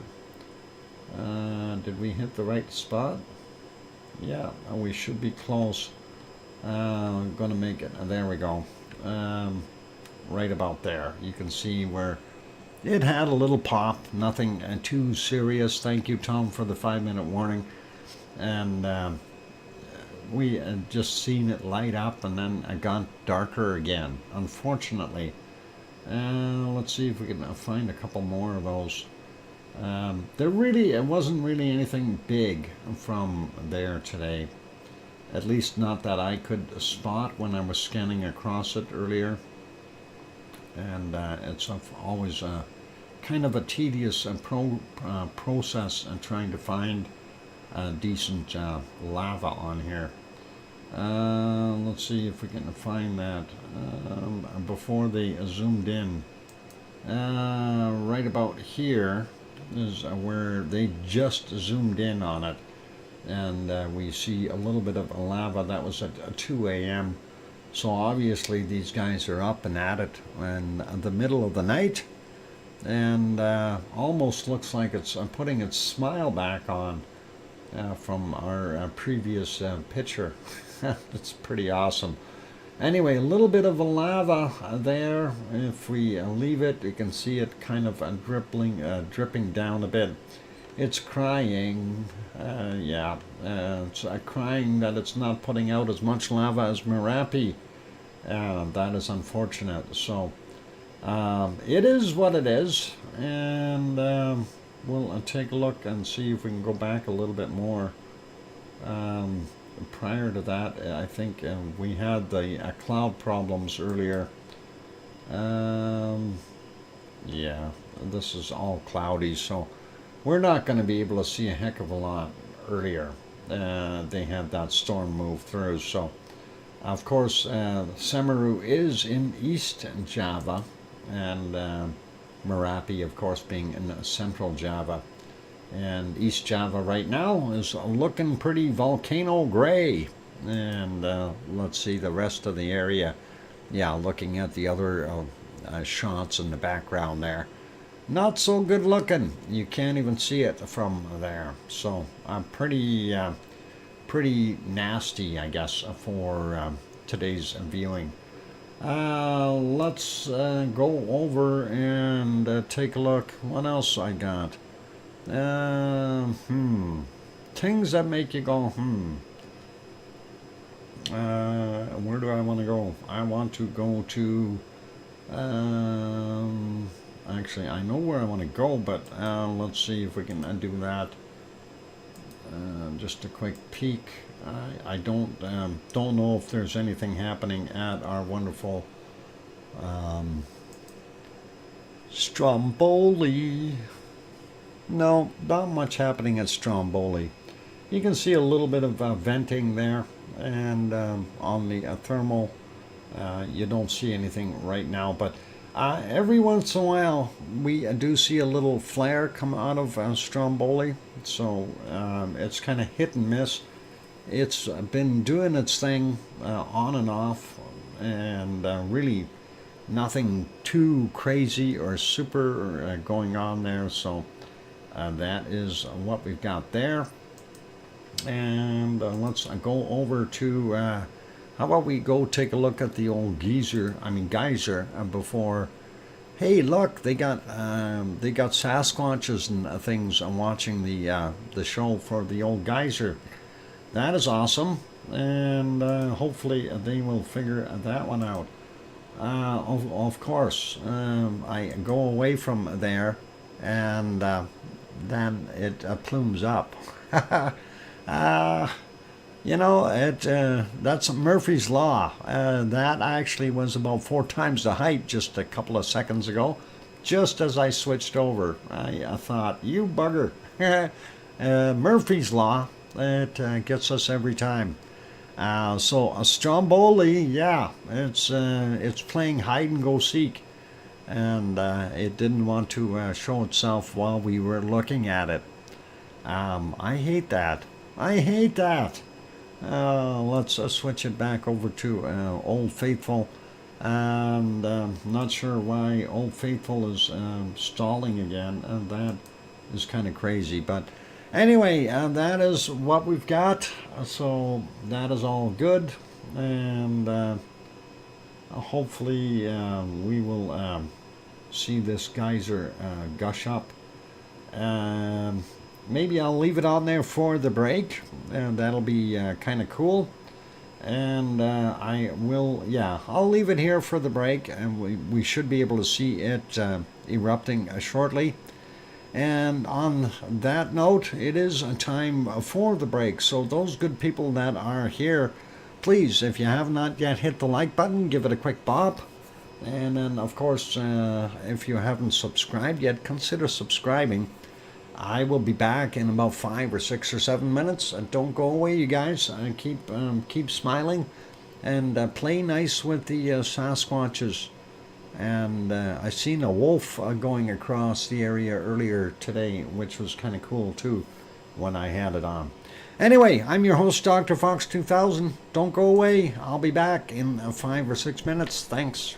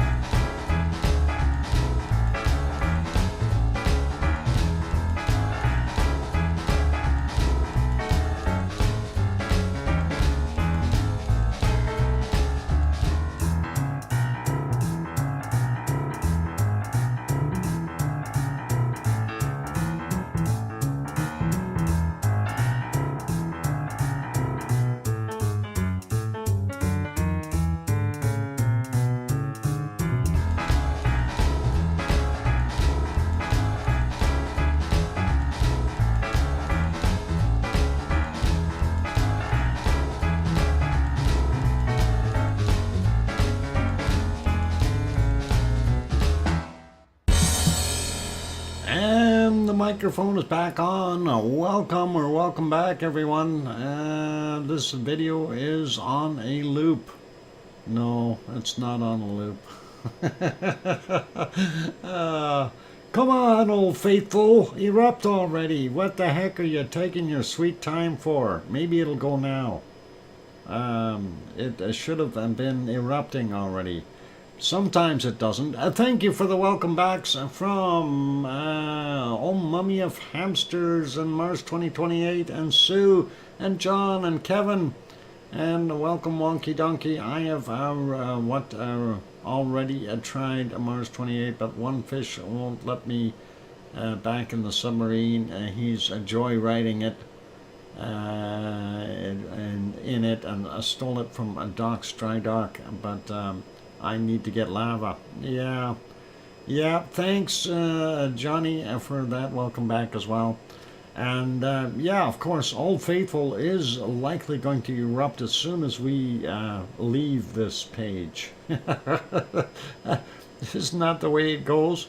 It's supposed to. Murphy's Law. I guess that's the way it will work. Anyway, we will see what we can find over at our next ones. We will leave Old Faithful be. Since it's being stubborn. It really is. It should have gone off by now. It's time. Or maybe it's going to do it now. Yeah, I have no idea why it hasn't blown its top yet. Really should have. It is kind of disappointing to see that. That's not very good right now. Same people walking. Well, they've been waiting for it. Oh my goodness, we better go find. Yeah. Let's see if we can find some other volcanic activity. We'll go over to Sakurajima. And ice cream boat is not there right now. Let's take a look at these shots. And we'll make them all bigger so we can go through those. And oh, I'm just doing my thing here. I left that one on the screen just so we can do that. Okay, I'm gonna go over there, and of course we'll miss out on the steam geyser, if you will, so that'll be okay. Let's go there. Oh, just in time. All right, we'll leave Old Faithful be since it's being stubborn, and we'll go over and get some ice cream because the ice cream boat is inbound. I was waiting for that. And fishing for one fish? No, there's a multiple fish.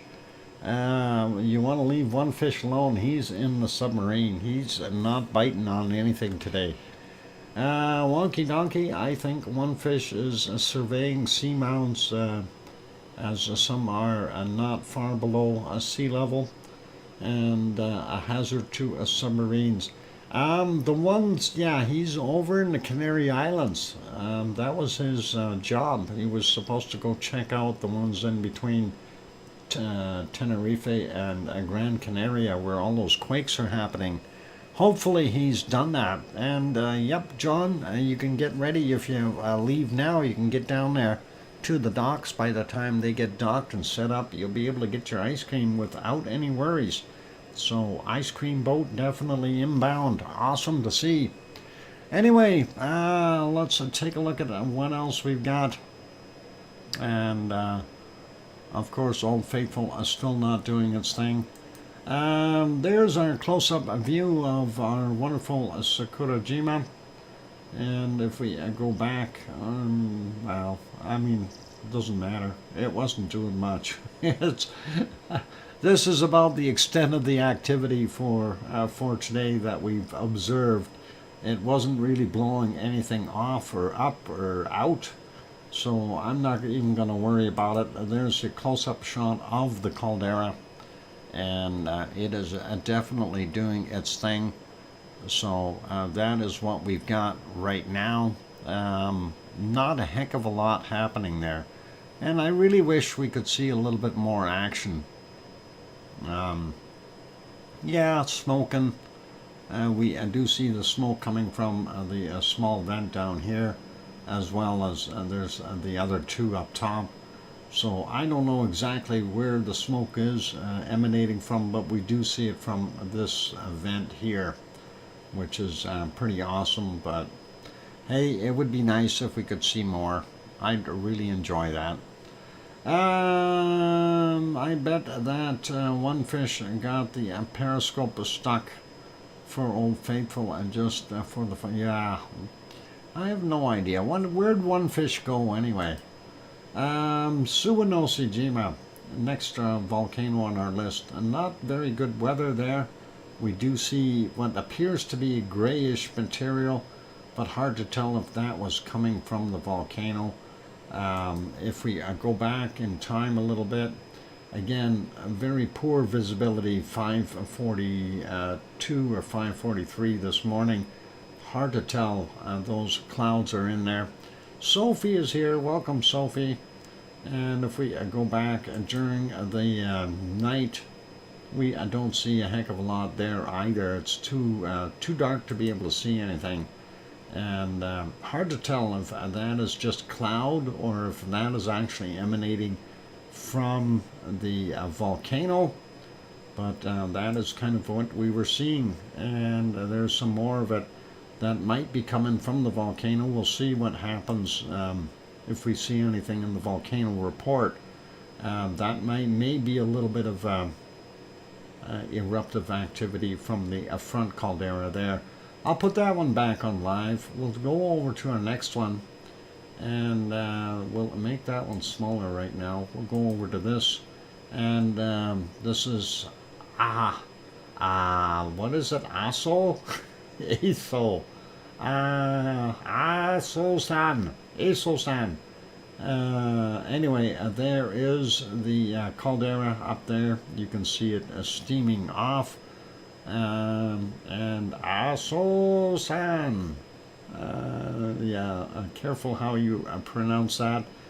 Just remember, we are speaking Japanese, and so do not misinterpret it. Yeah, anyway, that is what we're seeing. SO2 and steam coming out of there, doing its thing, so that is all good. And I don't know what it looked like earlier. I think about the same. Really nothing major going on there. No eruptive activity for the time being.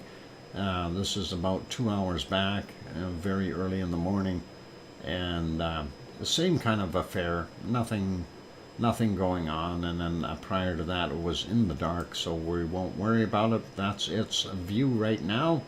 We'll make that one smaller, make the other one bigger, and this is Asama-san, or is it Asama-san?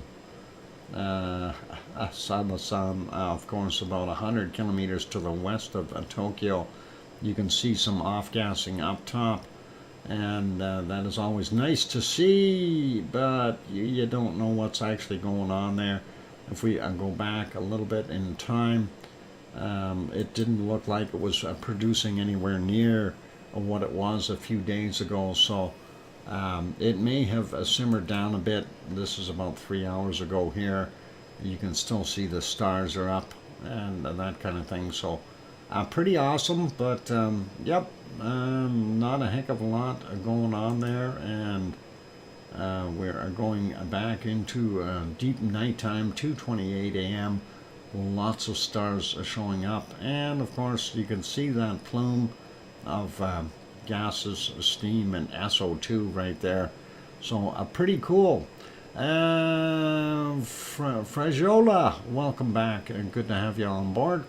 Hey all, in Iceland with a KP of 7 waiting for the show. Oh, waiting for the show. Talk airs a cam at Lake Apavant is ready for the show. for some green. Yep. Well, that'll happen in a little while. Hopefully, you'll see some decent northern lights tonight. That would be really awesome. Anyway, that is what we got right now. There from Sama-san, and not much more we can say about it. That's what it looks like as live right now. We'll make this one smaller and go back over here. Yep, hasn't changed any. That, of course, Sakurajima. And we'll go back to our ice cream boat. It is docked, so you better have your ice cream. And that is all good. Does anyone know if there are any websites that have pictures of 2 erupting volcanoes in Chile? The 2 erupting volcanoes in Chile? No. Could be a good show. The CME was inbound a few days ago. Okay. Alba Girl says, hello, welcome Alba Girl. I'm glad to have you on board. Anyway, the ice cream boat is there. I don't see anyone running down to get ice cream. Which ones are you thinking of Mars 2028?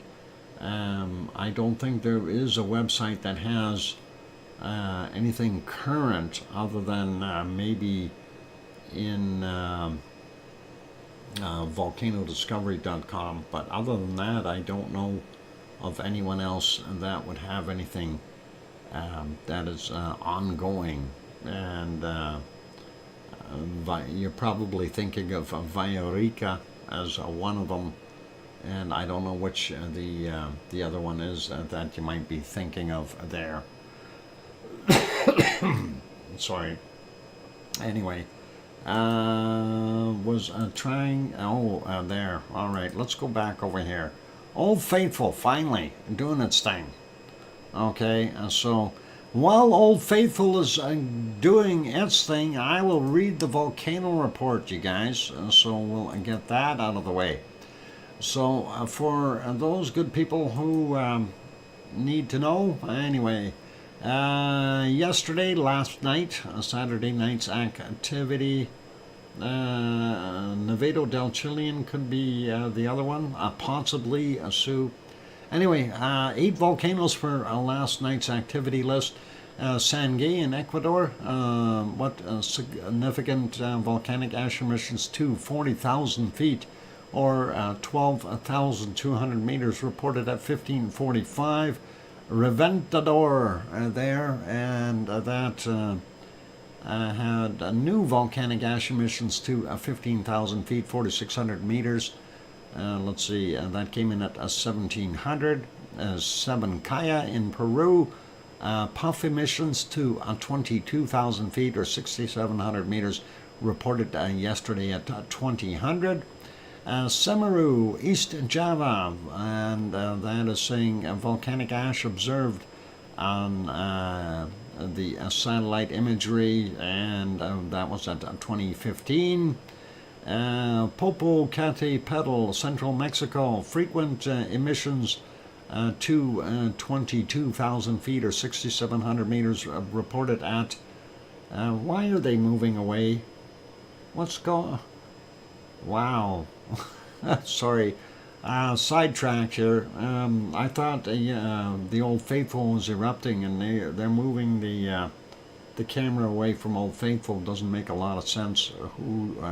Who's running that show there? Anyway, that 22,000 feet, 6,700 meters from Popocatépetl, came in at 2030. Ibu in Indonesia, volcanic ash observed to 7,000 feet or 2,100 meters. I came in at 2230. Santiaguito in Guatemala, volcanic ash not observed, reported at 2330. And Dekono, also in Indonesia, right beside Ibu, and continuous volcanic ash observed to 7,000 feet, 2,100 meters, reported at 2345. Yeah, that's likely what it is. It's on some kind of a timer or something. Let's see. Sunday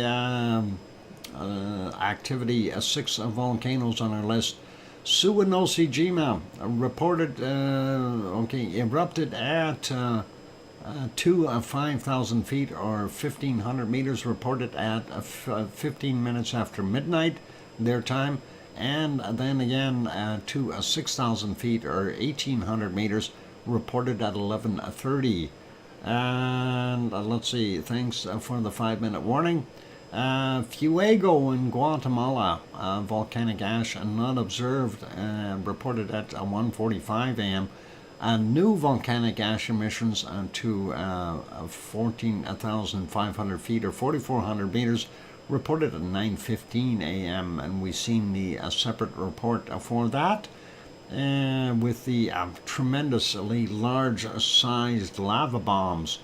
Popocatépetl, central Mexico, ongoing volcanic ash emissions to 20,000 feet or 6,100 meters, reported at 2:30, and then a constant volcanic ash emissions to 23,000 feet, and that's 700 meters, or 7,000 meters, my bad, reported at 13:45. Semeru, East Java, volcanic ash observed in the satellite imagery at 3:30 this morning. And then Sabancaya in Peru, continuous ash emissions to 20,000 feet, 6,100 meters, reported at 8 a.m. And Sangay in Ecuador, we already seen that as well, and that was from 13:38. That is, yep, that's right. The satellite imagery, whatever it is, it's Himawari 9, and I don't know why you would name your satellite Himawari. How about just call it Joe 9? Or something, or 7 of 9, or 2 of 9, or 5 of 9, or 1 of 7. I think they should have Borg designations rather than weird names. It's too hard to pronounce for me. Himawari. How about a Huramari? I prefer Borg designations. We're going to call it 2 of 9 from now on. Anyway. Or is it 9 of 2? Anyway, I'll leave that be. All right, that's your volcano report for today. Unfortunately, they moved the darn camera, so that is kind of what it is. I am so funny. No, I'm not funny. I just like being there. Hey, the ice cream boat's leaving. Hey, don't hold on to it. It's going. You guys can't. It's going. 7 of 9, Doc. 7 of 9. All right. I found something interesting. What did you find? Was it a Borg implant? There, Mars 2028. And do they have Borg on Mars? Just a curious question. Yeah, I'm awaiting. Mars found ice cream. John figured that out. Awesome. On the ice cream boat, I bet you. It's either that or he was holding on to Mars 2028 was holding on to the boat, trying to keep it back, and realized the boat's got more power than Mars does. It's okay. I'm just being a goofy. Yona, welcome, Yona. Good to have you on board. You missed the ice cream boat by a minute. They took off. You can see them. They're running away. See? Bye-bye, ice cream boat. And that is gone. And that is too bad that you got here a little bit late. Got to remember, on the weekends, the stream is early. So, just so you know that. And there's the times, and you can always type that in and get the timing just right so you don't mess. Oh yeah, sure. Yeah, you missed the ice cream, darn it. Okay, it is pretty much a break time though for me. So what we will do is, well, let's see. Yellowstone, we can't see much there. I guess we're going to put it back on canned lava for right now. So unfortunately, that's what we got to do. Going to close some of those other ones down so we don't get too much stuff running here, and make sure we're good. Okay, that should be all right, and we will go for a break. So for those good people who are here, if you have not yet hit that wonderful like button, give it a quick pop. Also, if you have not yet subscribed to the channel, consider subscribing. And oh yeah, we want the lava workers haven't been cooperating. We need an eruption at Fregadafjall. We need Ragnar to erupt. We're trying to get whatever method we can to make that happen. Sometimes a local might be able to convince them. You know, maybe what's the old saying? Schmooze them up a little bit.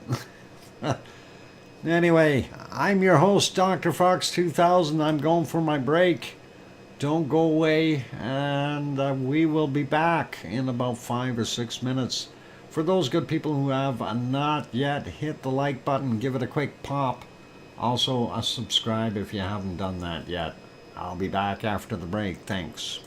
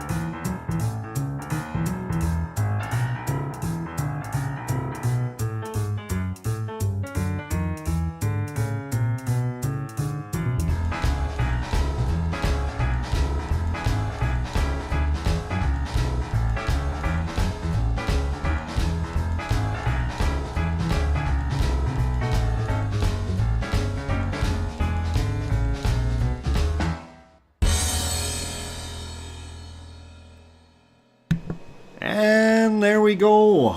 Welcome back. I'm your host, DrFox2000, and trying to get my throat cleared here while I was trying to drink, and then I coughed, and of course I have to have another drink. So, of a Pepsi, that is. Hang on. There we go. All right. So, thank you everyone for the welcome backs from Mars and Albert Girl and John and Sue, and I hear you, Dr. Fox 2000 from Sharon Stewart, and welcome back, Uncle Doc from Oh Mummy of Hamsters. Thank you. And what is all this? Holy mackerel, he's sending stories again. Welcome back, Daddy Fox. Would it help if I injected a ground pepper and a lavender dust and catnip into a Ragnar? Just a thought. From a very clever donkey. A wonky donkey, I have no idea if that kind of treatment will work on it. You might want to do that to the lava workers, but not Ragnar itself. I don't think that's going to get you anywhere. Really, seriously. I applaud you for your efforts, though, but that's okay. And yeah, I think Tom's going to have a little problem with you grinding pepper up. And I've seen Tom in pictures. I don't think you want to mess with him. He's a pretty mean-looking guy. Anyway, let's leave that alone, and we will definitely see what we can do on Mars 2028. I will see what we can do about incorporating those photos there, or the time lapses that they produce there. We'll see what we can do to get them on and work with them. So I haven't seen a picture of a Tom. Oh, Tom's a nice smiley fella. You want to see him. He's a comfortable looking dude. He's relaxed and kosher, and his bald head and the horns really go over well. Oh, hang on, I wasn't supposed to say that. Anyway, yeah. One day, with Tom's permission, we'll maybe dig out that photo or two, and we'll show those. Him and Henry. I think we did show those on here, possibly. Anyway, let's stop the canned lava, and we'll get on to something else here. Let's start looking at earthquakes, since we've looked at everything else. Well, the only thing we didn't look at yet is Mount Etna, and of course Mount Etna really isn't doing a darn thing. We can have a look, though. Oh boy, here he goes. Let's go over to Mount Etna. There it is, in Sicily, and we can see most of it, sort of, with the clouds in the way. Hard to tell what's going on up top, though, unfortunately. And let's see if we go ahead a little bit. This is at 1:34 their time. Let's see if we see anything better. No, I don't think so. Clouds are in there being nasty, and just not giving us any reasonable opportunities to see the mountain. Yeah, there, most of it cleared off. You do see up top here, it is smoking, doing its thing, so giving off lots of SO2 gas. Was that when I was on vacation? I don't think so. I think no, that was when Henry went over there for that dinner thing. I can't remember exactly when that was. I'll have to look that up. Oh, pepper seeds. Okay. Anyway, and that is what we've had going on there. Nice silhouette though, and that is with the sun going down. You can see some smoke from the southeast crater in the background there as well. So you know there's still something cooking inside there, but nothing really wild and cranky or anything like that. Had to make sure. Yeah, there you go.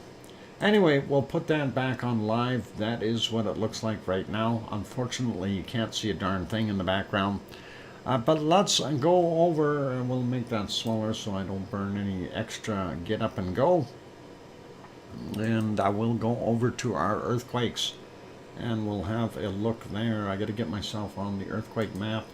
There we go. So let's take a look here in the Aleutian Islands first off, and we'll take a look at this just off of the Kamchatka Peninsula, and we've got a 4.3 came in at 1:27 this morning, 10 kilometers down for that guy. And then we get over in the Aleutian Islands, we see this one, and that's a 4.3, and that is I guess technically in a Russian region as well. Yesterday's at 1922, 10 kilometers down. Not seeing any renewed activity at Tanaga here. Nothing. All old quakes, so not doing a darn thing. And let's go over here. Aniakchak. Still quiet, no new quakes. Sliding over a bit more, looking at a Trident volcano, and this is a Trident. This is the other one here, Katmai. That's the one that had the volcanic ash blowing around from it. The old stuff from its 1912 eruption. And I don't know if this is the volcanic ash, because this is a Trident over here. So this is Katmai, and that could be some of its old stuff here that may have flown down in this direction. Not 100% sure of that. I've never been there, so hard to tell. But pretty cool. And Sue, you don't want to pull his finger. Ha! Oh boy, I don't want to fall for that. Let's see, and what else we got? Coming down the coastline, we don't see anything major till we get to Mexico. We've got a 4.3 there, and that's quite a ways out in the water. And that is from 8:11 a.m., 10 kilometers down for that guy. Sliding down a little bit more, and we do see something down here in Chile, and that is 4.2, and that is 5:38 a.m., 50.2 kilometers down for him. And that is that right on the coast, or no, that is on land. So definitely 4.2 there for the Chilean guys. And nothing out here from Michael Volcano out in South Sandwich Islands. Moving over a little bit more. What's that wonky donkey want now? Just think if my plan works and Ragnar explodes, all the cats will be so happy, and the entire world will smell of lavender. Oh boy. Wonky donkey. We don't want it to blow up. We just want it to erupt. There is a difference. You do understand that, don't you? What are we going to do with that wonky donkey? Anyway, nothing in New Zealand. Kermadec Ridge area here had a couple. Kermadec Island region 4.9 came in at 10:24 at 10 kilometers down. Next one is 5.0 from 10:51, 10 kilometers down as well. As we keep going though, we do see one, they call this Fiji area, but I don't know, it's more like way over here in the Kermadec area. Anyway, 4.4 from 9:24 a.m., 504 40 kilometers down for that. Next one, Kermadec Ridge from the Tonga, and that is a 5.1 from yesterday at 2028. And then we've got, that's 10 kilometers down. Next one, 4.5, also Tonga area from today at 11:03, 247 kilometers down for that guy. Zooming out, looking for more, we see one here in Papua New Guinea, 4.8, came in at 6:19 a.m., and that is 109.2 kilometers down for him. Next guy is over here. We've got a few more in between the two islands. Very interesting. This is a 5.3, and that is from 1733 yesterday, 30.6 kilometers down. The other one is a 4.7, and that came in yesterday as well at 1711, from 16.3 clicks down as well. So that's what we got there. Moving up a little bit more. We do have a couple here. This would be the bottom end of this would be the bottom end of the Philippines. This is still Indonesia here, 4.5, and that came in at yesterday at 2045, 37.9 kilometers down. They are calling that Indonesia yet. 4.5, and that is from 1528 today, 35 kilometers down for him. Moving up a little bit more, we do see more activity in the Philippines. So 5.2 for this guy, and that is 10:23, 10 kilometers down. Yeah, I know you're trying a wonky donkey. It's okay. We'll let it slip this time. This other one over here, 5.3. From 3:19 a.m., 34.3 kilometers down for that in the Philippines as well. Nothing here in the Guam area, nothing in the other Japanese island areas. We got this one from the Kermadec area, or, well, Kamchatka area, I should say. There we go. Anyway, that's it for that 4.3, and looking, and we got one here in India or Pakistan. I could swear that's in India. It looks more like it's in India. Why they're saying, anyway, 4.8 from 10:27, 39.6 kilometers down. It is in India. Never mind what they're saying about Pakistan. 4.4 in Tajikistan, and that is from 12:10 today, and 9.7 kilometers down for him. We don't see anything further down here. Just double checking, and the only other one that we see is there's the another 4.1, Ula Turkey, Ula Turkiya. They did finally show the other one from yesterday, the 4.2, and of course Piggy did feel the end of that over here where she is. So this was the other one, 4.1, came in yesterday as well at 2140, at 10 kilometers down. So two quakes right there.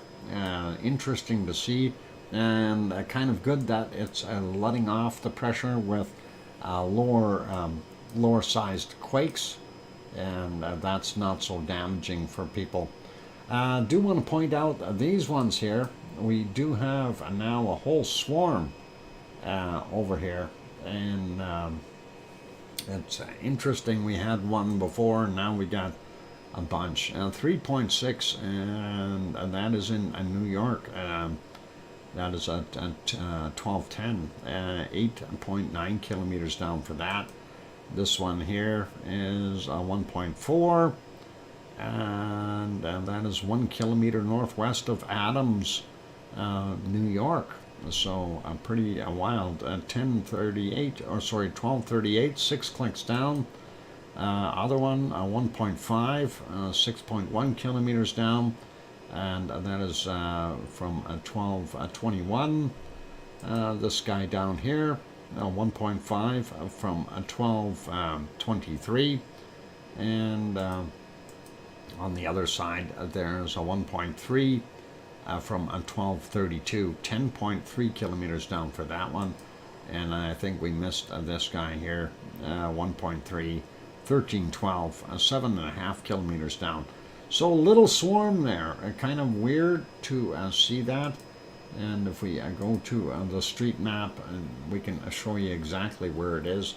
So there's Adams right there, and there's Watertown, and that is what we've got, and that is in New York. Look, we even got Mexico there in New York State. I never knew they had a Mexico in New York. And of course there's Rochester and Buffalo over here, just so you're familiar with the area. And the St. Lawrence Seaway, and that of course our wonderful Lake Ontario doing its thing. So yep, interesting. Very, very cool. Let's put it back on a satellite view, and let's go over to Hawaii. We want to take a look there. 5 minutes. Thanks, Tom. Let's look at Hawaii and see what the heck is shaking here.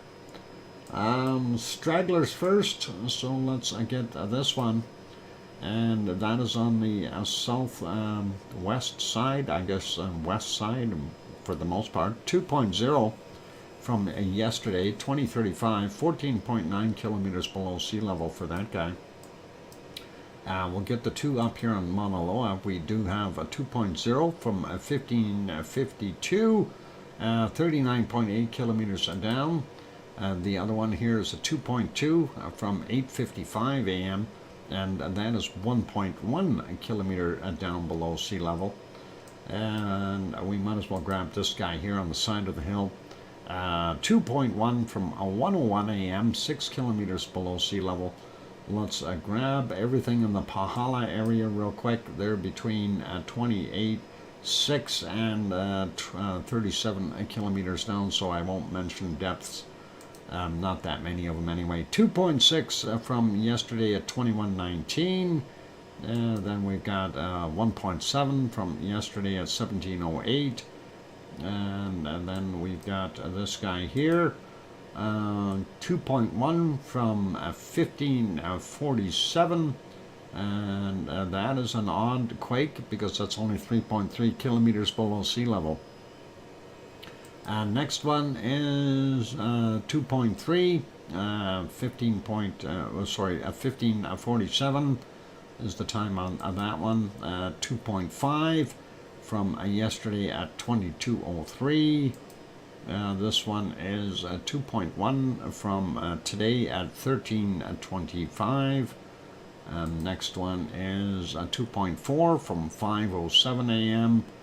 Next is a 2.0 from 21:37 yesterday, and that guy is a 2.2, and that is from 5:16 a.m. And the last one here, the freshest one, from 1652, and that is a 2.1. And let's leave those be. We'll go over here, and we see the swarm going on over there beside Kilauea. We'll grab this guy down here first.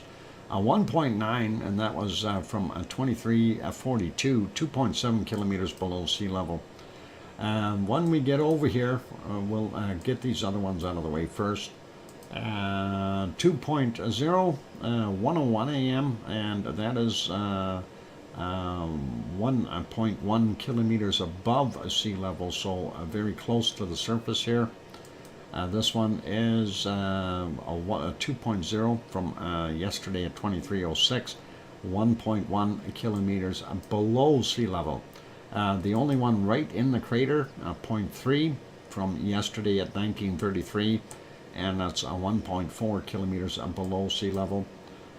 We got this guy already, the 2.0. Let's look at this one. 1.8 from today at 1428. That is half a kilometer below sea level, or 500 meters. 1.7, and that was at 818. That's 1.9 kilometers below sea level. This one is a 2.2, and that is from 1424.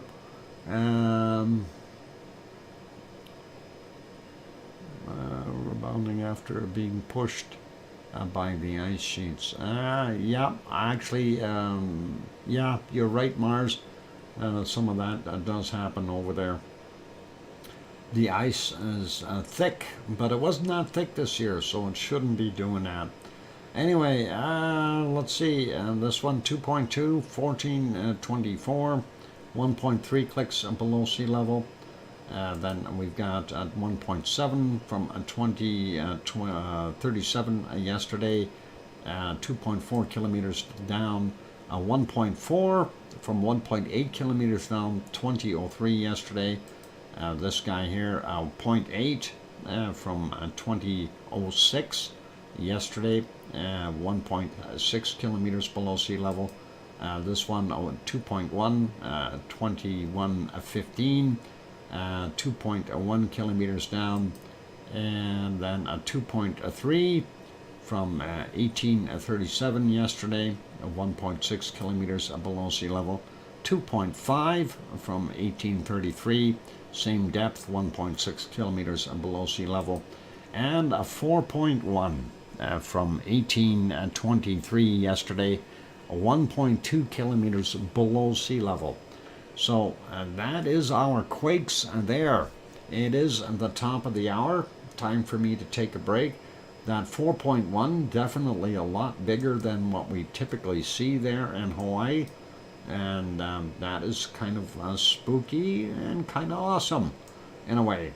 So maybe we will see something happening at Kilauea in the near future. Things are rumbling. That's always awesome.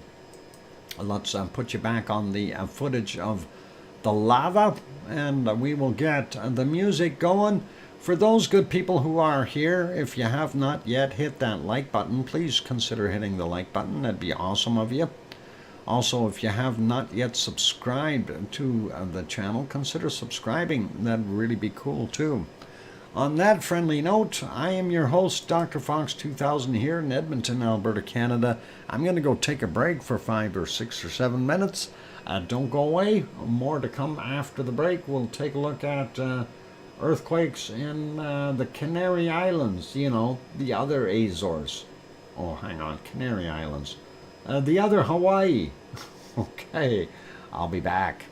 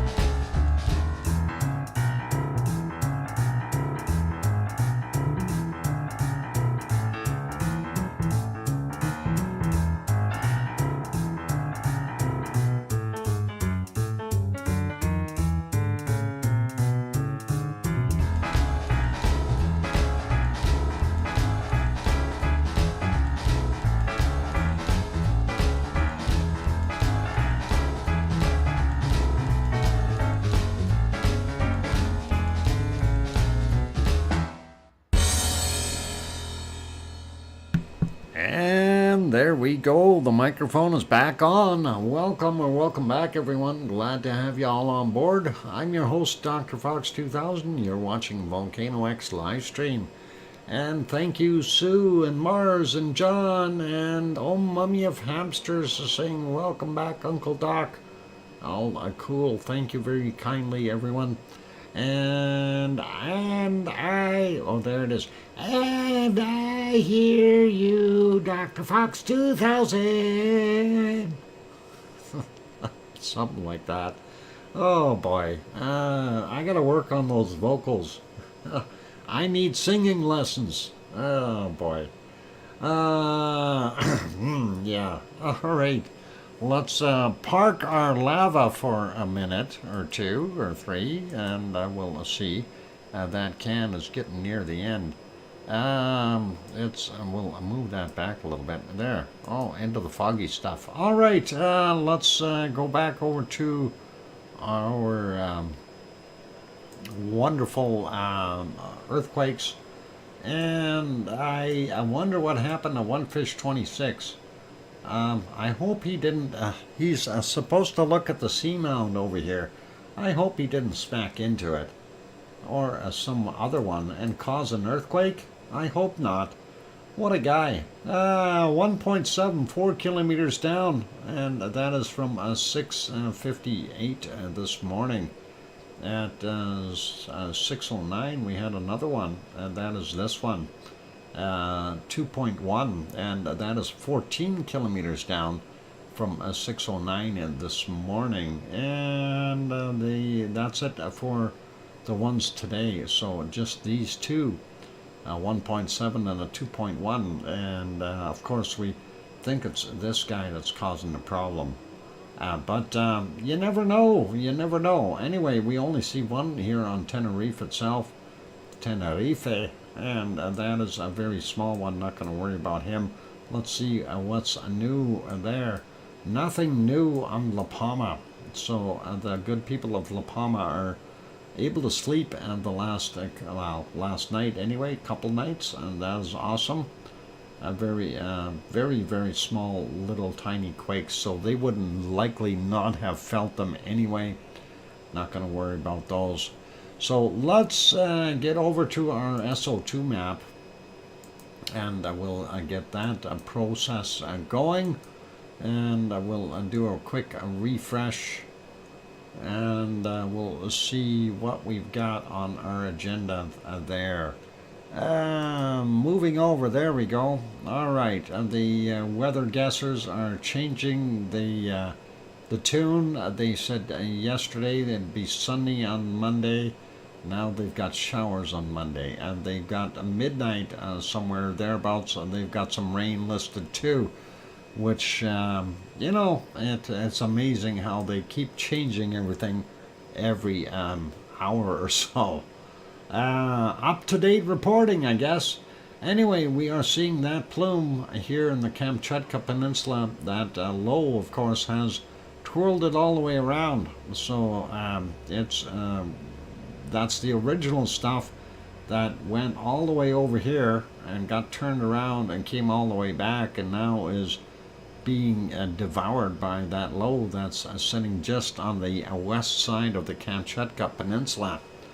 Let's take a look at the other stuff here. We see more of that plume sitting across some of the Aleutian Islands and the peninsula here of Alaska, but we are starting to see clear stuff there in British Columbia once again, which is really nice.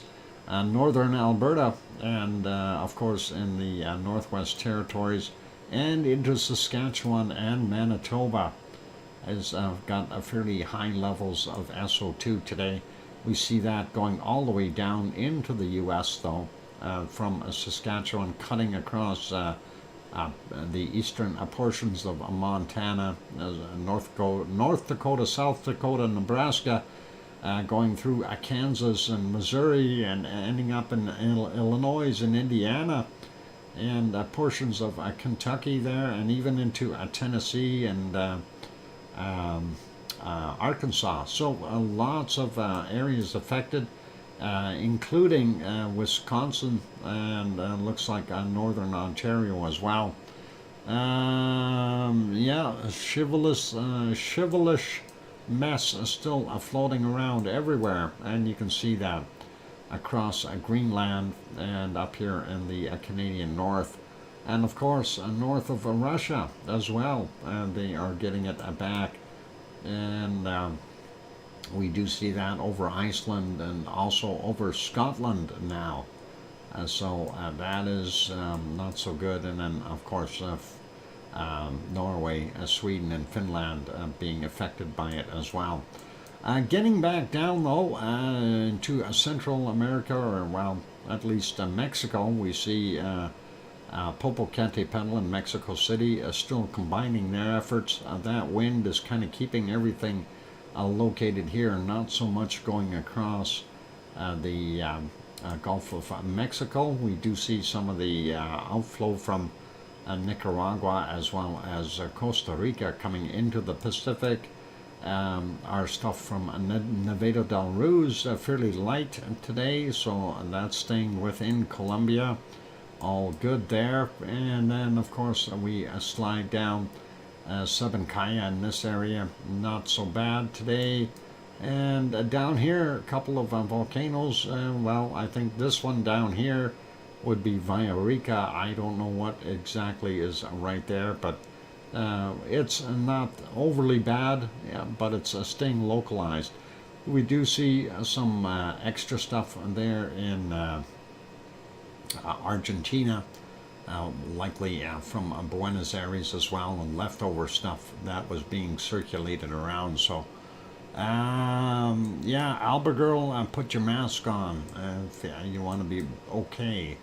And looking at New Zealand, we see that White Isle volcano not doing so much there. We had a bunch of rain there, so that messed things up. And I'm not sure if Leo doesn't have his barbecue on. Looks like most of that is coming from the refineries there. And then, of course, because everything is blowing inland, we are seeing the coking plants producing that SO2, having it go further inland. Tofua in Tonga still doing its thing, not seeing so much from Yasur. Eoba and Gawa is definitely working away in northern Vanuatu. Papua New Guinea, not bad at all. Luotolak, there, yeah, I got it. Anyway, doing its thing, not that big of a plume though. Most of that is drifting to the west. And then, of course, we've got our good friend Semaru doing this area, Merapi doing this area, and of course we got a lot of people pollution in there as well. And then this whole area here, Jakarta and Krakatau working together to keep everything going. Most of everything from Marapi, not Merapi, but Marapi over here and Kerinci are moving out into the Indian Ocean, and I'm not sure exactly what the heck is going on with Sinabung. And then we take a look at Ibu and Dakono, and Ibu and Dakono look like they're being really bad. They're mad or something. Lots of SO2 coming out there. Mayon and Bulusan are still working away. All volcano stepping up the pace, I think. We're going to probably see more SO2 coming out. Apparently it's been, according to Geology Hub, it's increasing. So we'll keep an eye on it. And of course the rest is pollution from the people. And looks like China pretty much normal. Same thing with Taiwan. We are seeing our little extra plume here from Suwanosi-jima, and not sure if this drifted off from Sakurajima with the circulation yesterday and is coming back, or what the deal is, but we know we had a lot coming out of Sakurajima. And of course it's sitting on ASO with that plume. I don't know how much ASO is putting out SO2 wise, but that does look like it's a lot more than normal. and I don't know if that is being, material being blown in or just the way it is from there.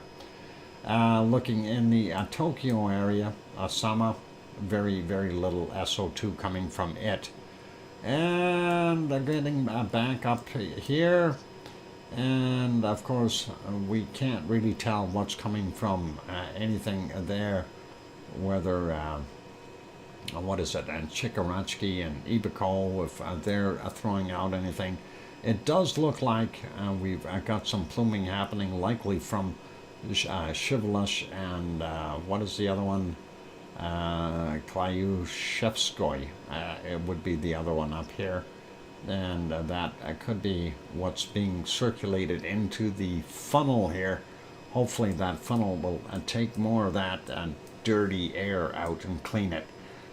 Pretty normal there in India as far as SO2 levels. Looking down here in South Africa, we see that the SO2 from the smelting plants has gotten mostly into Mozambique and even a little bit over into Madagascar right now. Very little in the DR Congo from our what is it? Nairagonga,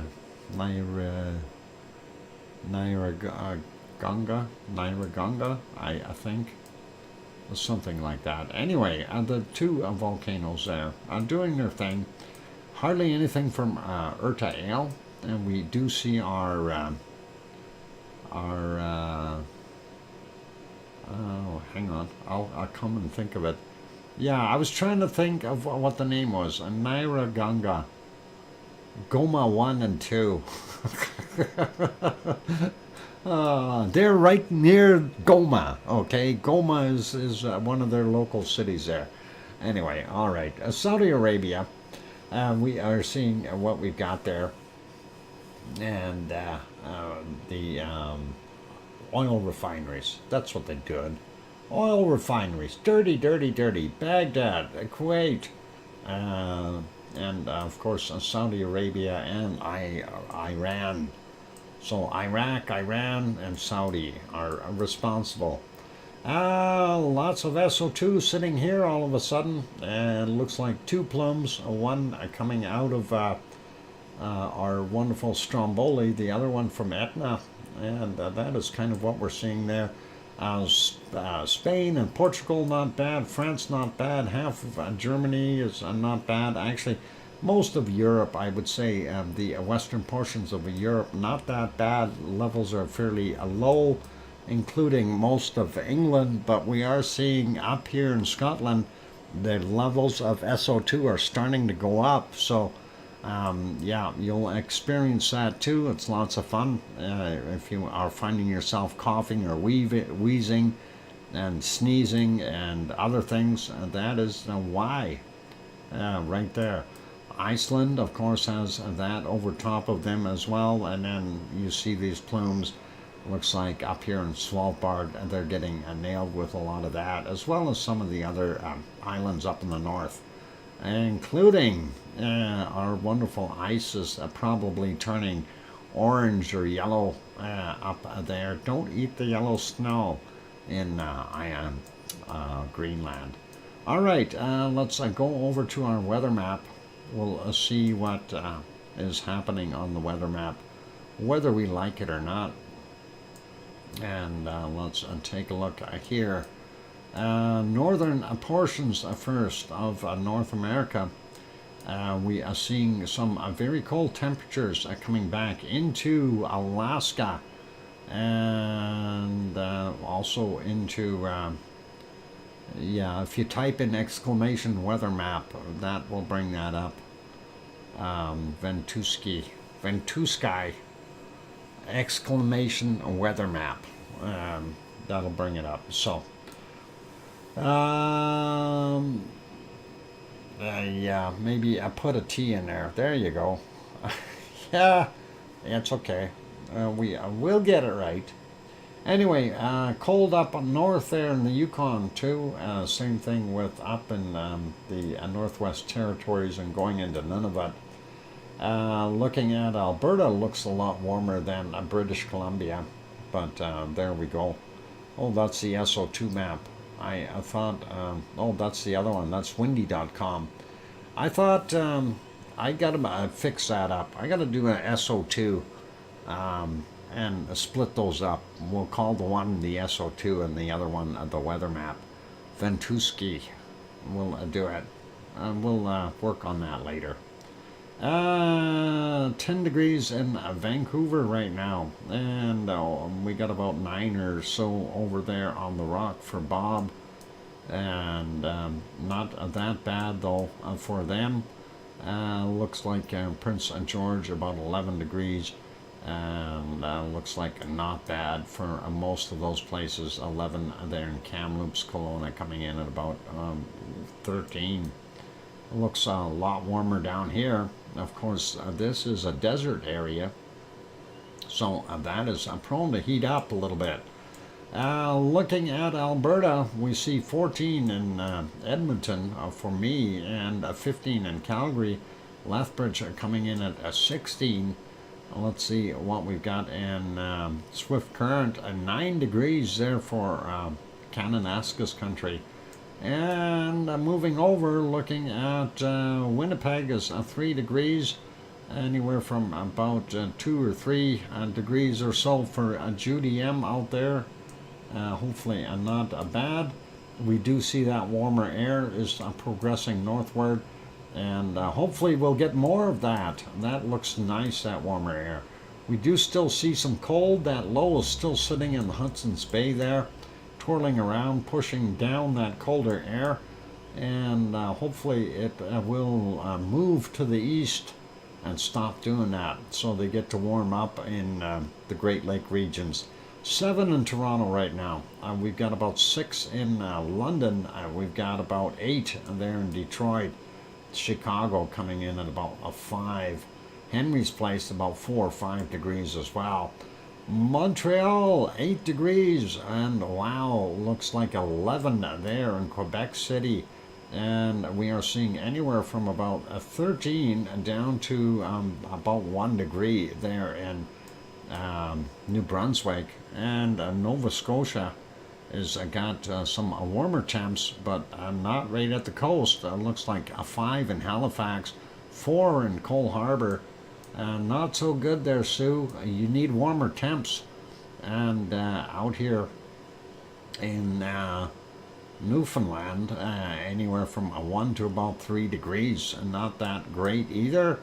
And looks like some places there up to about 10 or 11 degrees in Labrador, and down to about 0 in other places. So quite a decent spread of temperature. Northern portions of Quebec also a little bit warmer, but up on the top here, minus 1 or 2. That's not so good. And let's see, what do we got in the U.S. today? And we have 11 or 12 there in Portland. We are seeing Sacramento coming in at wow, nice 27 degrees. San Jose about between 18, 19, something like that. Same there for Sharon Stewart. Some awesome temperatures. Down here, let's see what we got in Los Angeles. Not that warm, LA. 16. That is a little bit odd. And wow, 36 degrees there in Death Valley. That is starting to get warm. Las Vegas coming in at about 29 or 30 degrees Celsius. Mexicali sitting at 36. Holy Batman, they are up there. 37, so 37 so far, the highest we've seen, and that is in Death Valley and there in Mexico down on the bottom here. 33 in Phoenix, wow, 32 in Tucson. I've got a sneaky hunch it's going to be a record-breaking year once that temperature does get back in there. 20 in Albuquerque and New Mexico. Looks like Texas is a lot colder. All that heat is still hiding in Mexico. We're going to take a look at that in a minute or so. Looks like we've got about 15 there in San Antonio, 18 in Houston, Austin coming in at about 14, and Dallas is about 13. Oklahoma City about 17 there. Moving over a bit, looking at Little Rock, Arkansas, only 13. New Orleans coming in at 22. And let's see what we got down here. Miami 26. There we go. Orlando 27, 28. And moving up to Jacksonville, we see a 23 there. Atlanta coming in at 19. Charlotte, North Carolina, 21. Grandma B's house, about 19. So just about 66, 67 degrees for her. That's not that bad. And we got 16 there in Virginia Beach. Philadelphia, 15. New York, 15. And Boston, of course, only a 9. So that's what we're seeing there. That is not bad. Let's take a look at Cancun coming in at 27 right now. We do see these temperatures are crazy over here now. All that cold is always trying to keep everything in there, and now the hot weather is having its revenge. 34, 35 degrees in some of those places. Mexico City coming in anywhere from about 23 to 27, depending on where you are. Let's take a look at some of these temps. 39 degrees right there. 41 is a 42 we see in there. Wow. So that's got to be the hottest temperature on the planet so far, 42 degrees Celsius. And there's a 43 right there. Mexico, 43 degrees in some spots. So, wow. Albert Girl, me too. It's time for a nap. I need a nap. Yeah, 43 degrees is the high temp so far. Let's see if there's anything warmer over here in the Yucatan. The jungles of the Yucatan, and they are looking like they're up at 40, not quite 43s. So, looks pretty awesome. And moving down, we see well into the 30s for most of those guys through Central America. And I think I am going to take a break here. We will come back after the break and do from South America onward. Let's put it back on our canned lava. Siesta time in the hot places. Yeah, you bet. And I'll take a break, you guys, so hang around. We'll finish things off on the next go, or we might take another little break, but something like that. Don't go away, keep smiling, and looks like we got another. Do we have a bunny there? I can't tell. Maybe a leaf. Ha! Okay, hit the like button if you haven't done that as of yet. Also, if you have not yet subscribed to the channel, consider subscribing. The other thing that we want to throw in there is it's awful quiet. I don't see any new memberships or anything. I'm wondering, is everybody... never mind. Everybody is a member? Anyway, I'll be back in 5 or 6 or 7 minutes. Don't go away. Thanks.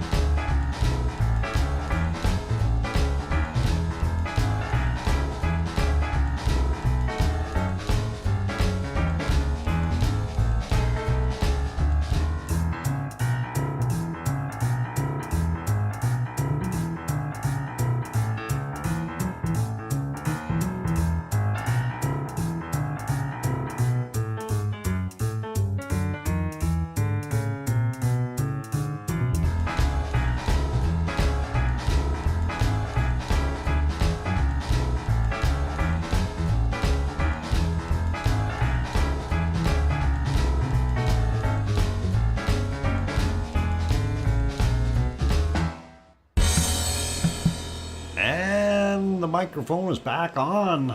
Welcome back, everyone.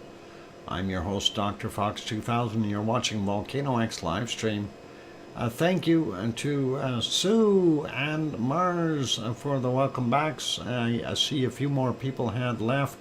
I hear you, DrFox2000. From Sharon Stewart. Thanks, I appreciate that. And yep, that bunny had a little bit to eat in the dome, then had a drink, and now is over at the other bowl. Gotta love our wonderful bunnies. And thank you for the welcome back there. Hang on, I got weird things happening. Got a string hanging out of my sock. All right, that's strange. Anyway, thanks, Albert and all good. I guess the bunny is trying all the bowls, seeing which one tastes better. It's all the same food, but obviously one of them will be better than the others, right? Anyway, let's get back over to our weather map. We'll pause our lovely lava. I hate when that happens. Yeah, me too. All of a sudden, a string from nowhere. It's a weirdish. So, all right, we were looking at the weather, so we found some incredible hot temperatures there in Mexico at, what did we say, 43 degrees Celsius over here. I didn't see any 44s, but 43, that is plenty hot. Looking at our Colombian area, though, they're a little bit more comfortable with anywhere from about 23 to 32 in their area there, so not bad. Of course, higher elevations a little cooler. Venezuela is got, well, the lower areas are doing fairly well. Highlands are pretty warm too, considering about 19 is the lowest I've seen there. So they are doing all right. A beautiful day there in Venezuela. Same thing as for the 27, 28 in most of the jungle areas. They're getting cooler a little bit when you get close to the mountains in Colombia. Looks like Ecuador, same kind of a deal. A little cooler than yesterday, but 24, 25 degrees, still not bad. Higher elevations, of course, is going to be a lot colder. Let's see, we have about a 31, or what is it, Piura is 31, and we see the rest of the interior here from about 25 to 27 degrees.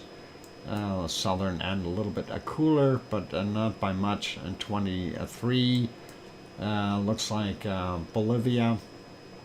Top temperatures about 28, lowest stuff about 23 or 24 there, till you get into the higher elevations once again. Looking at the rest of Venezuela, not Venezuela. How about Brazil? We do see the normal temperatures around 26 to 28 there in the Amazon basin for the most part. Looks like still a little cool there in Rio de Janeiro at 21, and looking at about 16 in Sao Paulo. Looks like Paraguay a little bit warmer than yesterday. 24 or 25 for the high end, and about 20 for the low, or 21. So not bad there. Looking at Uruguay, coastal areas about 16. That is a little better than what they've had.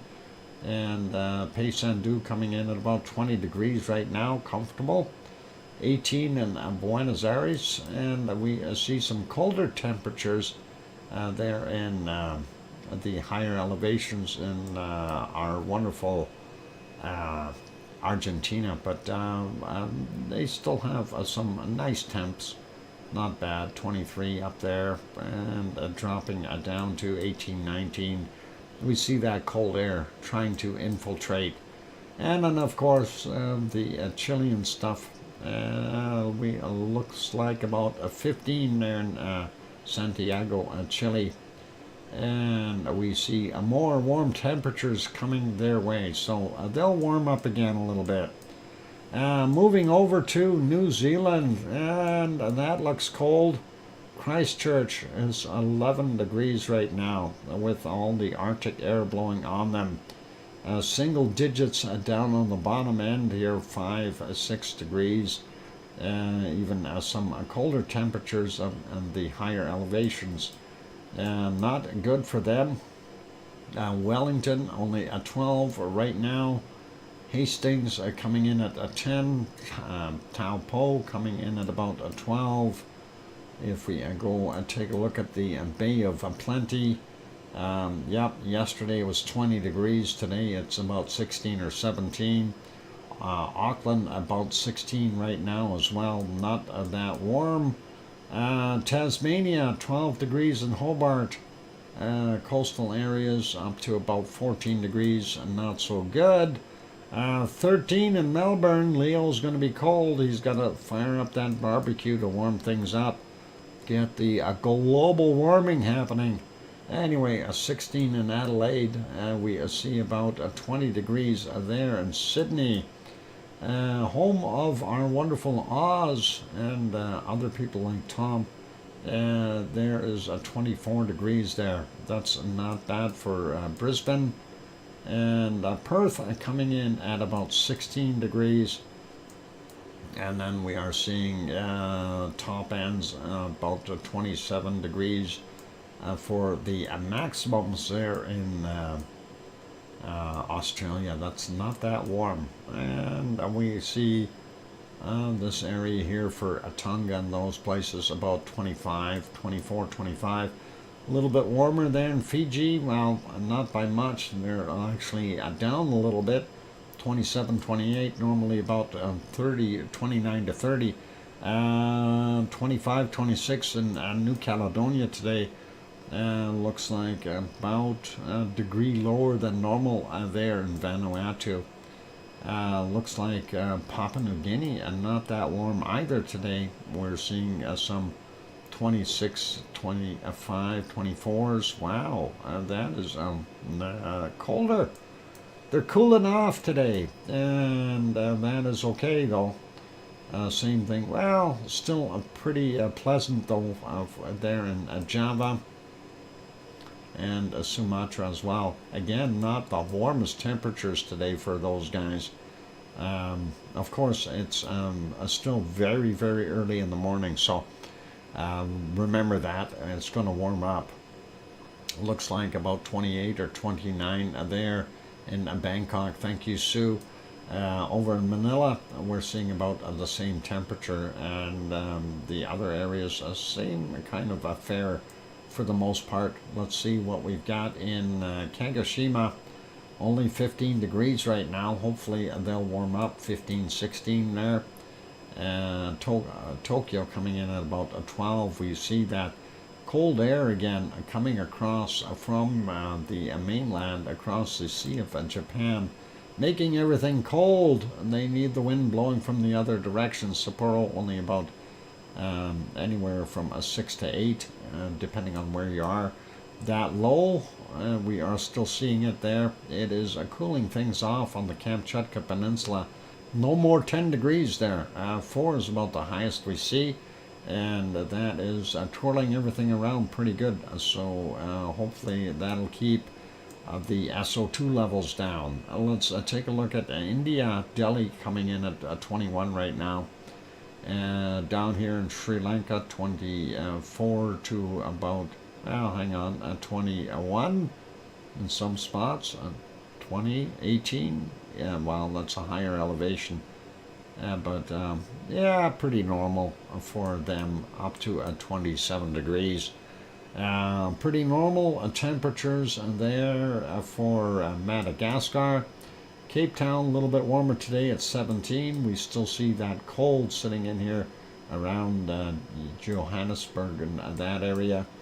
South Central Africa, pretty normal temps for the area, anywhere from about 20 to 23 degrees.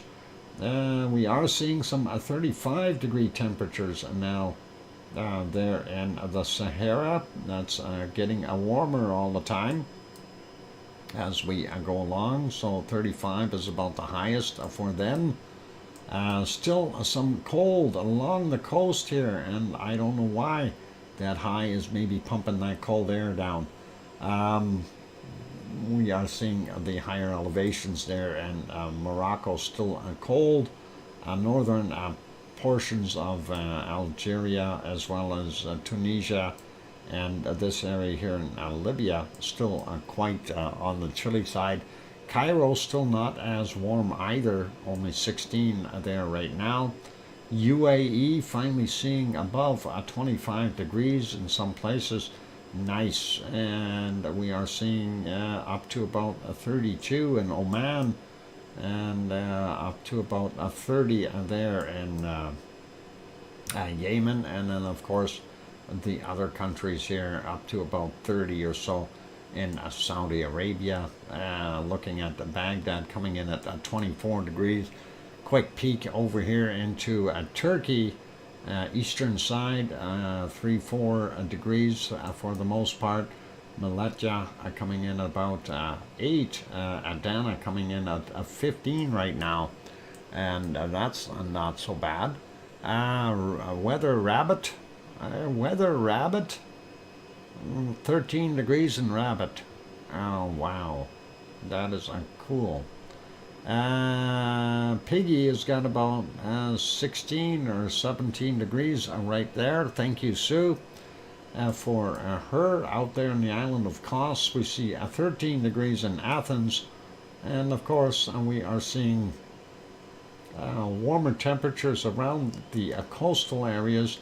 Redenzo coming in about 8 or so degrees, 9 maybe. So that is what's happening there. Rabat. Okay, Rabat, Morocco. I didn't know Morocco had a rabbit.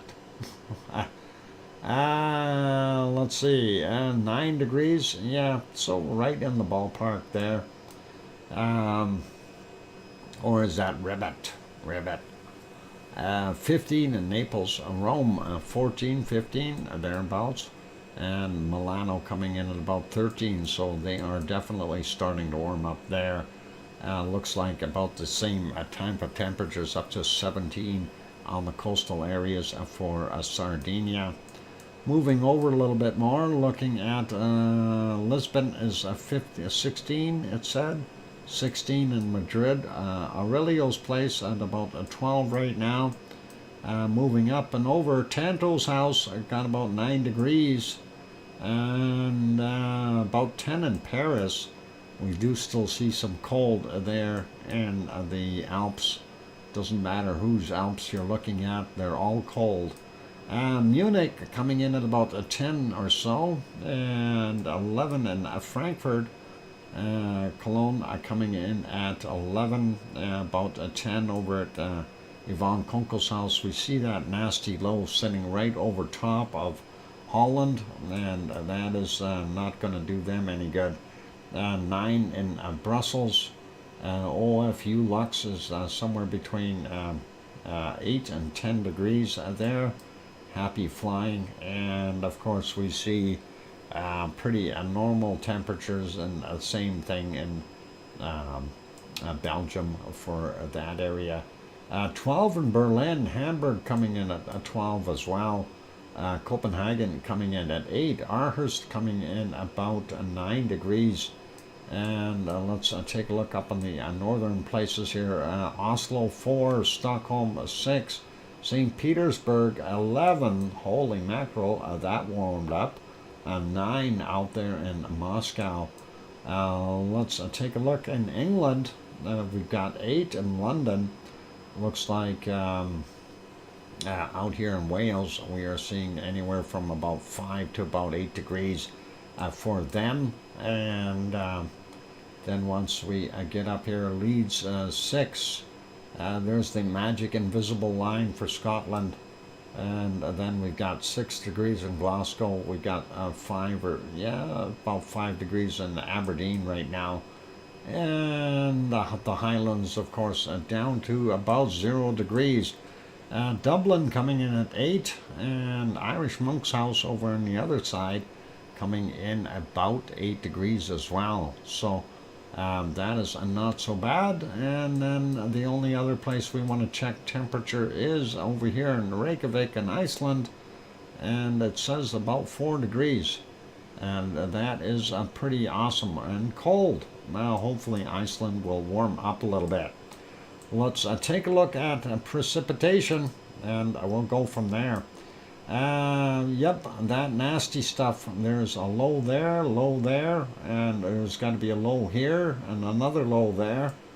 Everything is looking pretty low. So I'll give you a low down. We've got snow in portions of eastern Alaska and up here in the Yukon, as well as the Alaskan Panhandle, as well as up in northern British Columbia, and lots of rain for the rest of British Columbia, and some snow in the foothills going into Alberta. Northern Alberta's got some snow and rain mix. I don't know if you caught that low down thing.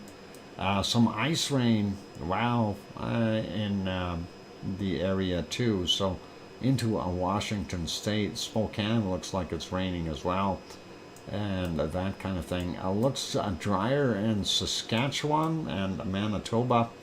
Very little precipitation at all. And looking around the Great Lakes, we do have some spots of rain, but nothing too serious.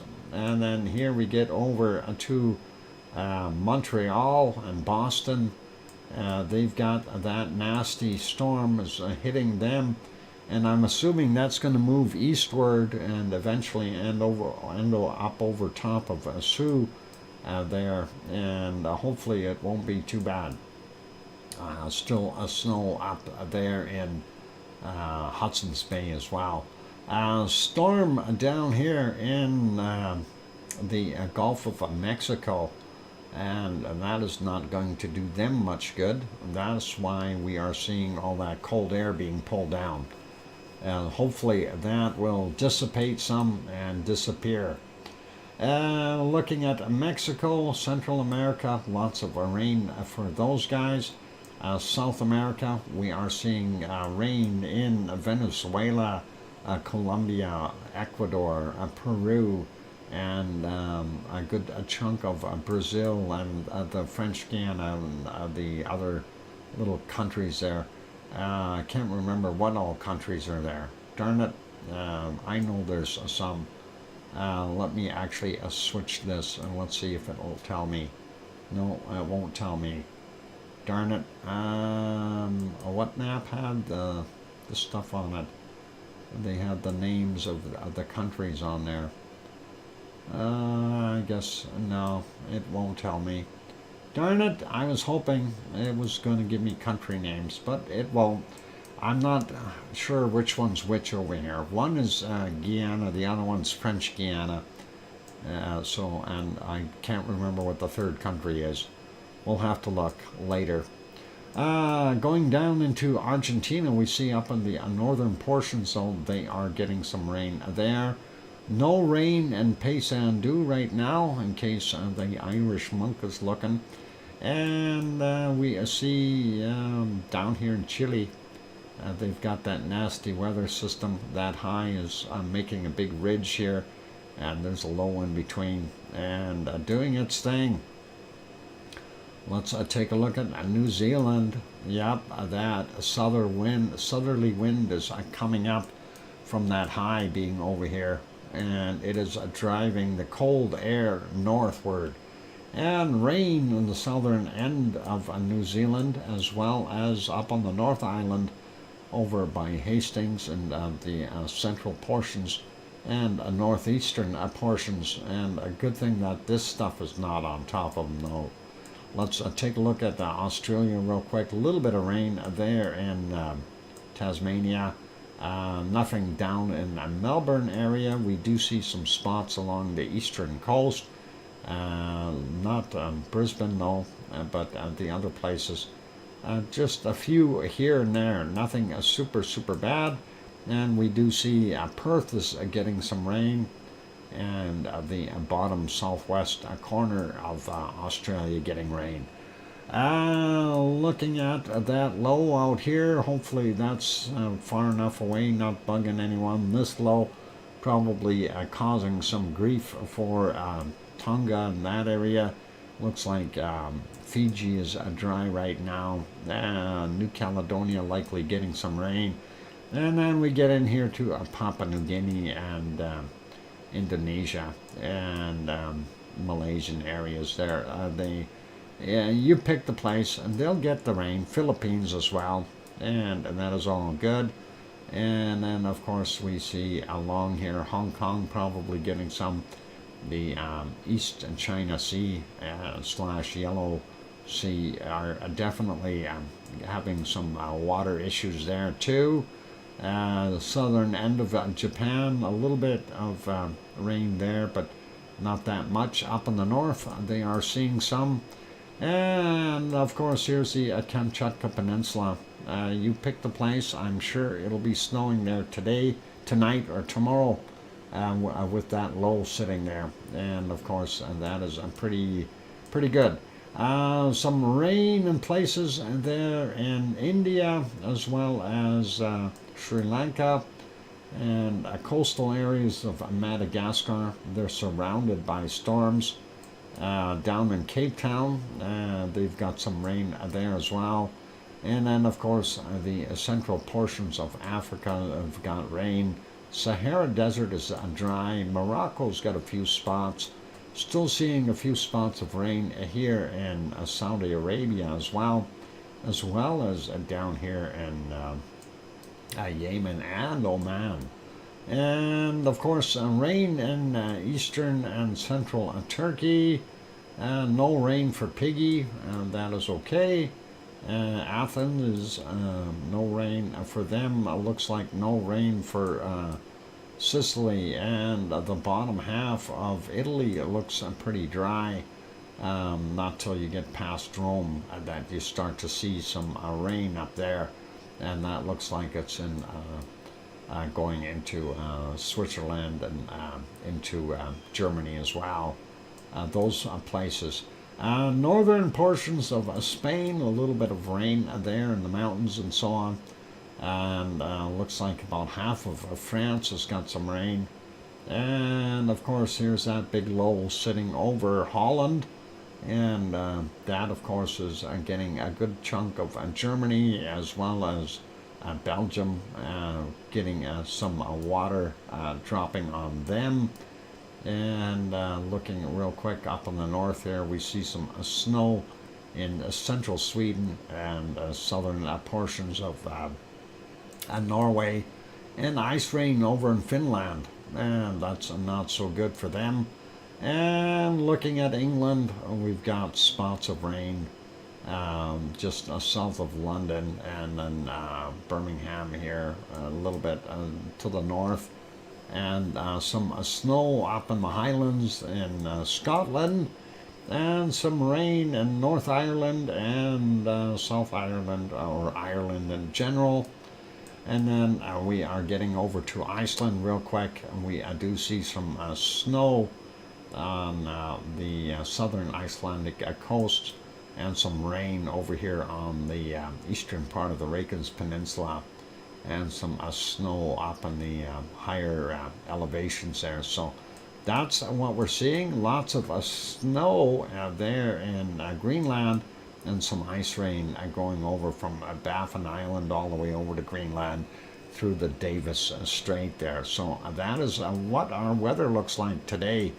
Let's find the coldest temp. New Brunswick. No rain in my forecast for the next week. All sunshine, 15 to 17 during the day. That is nice. Anyway, maybe over in New Brunswick, or south of or south out into the Atlantic. Well, that'll be all right. as long as it doesn't get you. Let's see what we've got for our coldest temp. We know the warmest temp is in Mexico at 43 degrees. So our coldest temperature, of course, is going to be in Antarctica. And we already see a minus 74. Let's see if we can locate that again. Minus 72. There's a 72, 70, 69. No, we have seen it here. Minus 72, 71, 72. There's a 73. Oh, I seen a minus 75 in here somewhere. There it is, a minus 75. And there's a minus 76. Do we hear a minus 77, a minus 76 on the screen? And no, I don't think so. Minus 74, 75. So a minus 76 is what we have there for the low temp today. Dock poles even, yep. We got to be even fair and square. Can't get first degree beatings every day. Yeah. Anyway, it's the tie if she's got 76 degrees below zero. So that is awful cold. And that's it for our show today, ladies and gentlemen. And that's all I have got. We'll throw this back onto our wonderful lava, and we will see what we can do. Why is our lava hesitating? Go, lava, go. There. Okay, it went. Awesome. So, let's see. Is there anything else happening? I'm just kind of looking to see in case I missed something on one of these volcanoes. Nothing really happening anywhere. No, that one maybe. No, we don't see anything there. I'm just checking the other ones and looking to see if we had something nice pop up. Nope, Kilauea is still intact. Nothing at Yellowstone. It hasn't gone super volcano. And there's nothing new. Sakurajima still there. The ice cream boat is leaving again. And we are pretty good there. Semaru is still very foggy. And let's see. Yep, I think that's it. Live from Iceland, we are still good there. And yeah, for those good people who are liking Iceland, I just want to throw that up for a second. The moon is up, and one of the stars or planets we can see there. So for you guys, if you're going to go look, Talk is the guy that you want to be maybe having a look at tonight. If you're into looking at aurora, if that is something that you want. So if Bob can drop Talk's link, that'd be good.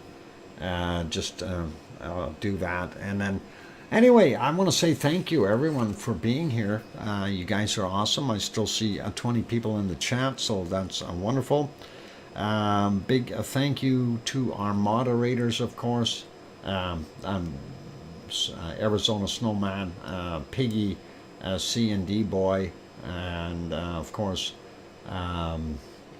Lucas Snow, Joseph Fields, Texas, and Gary 24/7 Live, he's at Skies, Mona Lisa Smiles, and thank you, moderators. So that is awesome. Yep, thanks, Bob. VolcanoX will be back on regular weekday times as of tomorrow, so that is something to remind everyone right there on the screen. in the chat. And I want to say a big thank you to Sharon Stewart for gifting that 5-pack of memberships. That is awesome. And I do see all 5 were given away. I do see we are 93 likes on my screen. That is awesome as well. Thank you everyone for being here today, and thank you to Sue Hayes for sending in the wonderful volcano report and stuff. That is awesome. And on those friendly notes, time for me to wrap it up and say good night to everyone. So be good, be kind, take care of yourselves, and please, please, most of all, tell your loved ones that you love them tonight, for tomorrow is never promised. I'm your host, DrFox2000, here in Edmonton, Alberta, Canada. We'll see everyone tomorrow at regular times for Monday. And have yourselves a wonderful evening or a great day. On that note, good night and oink oink!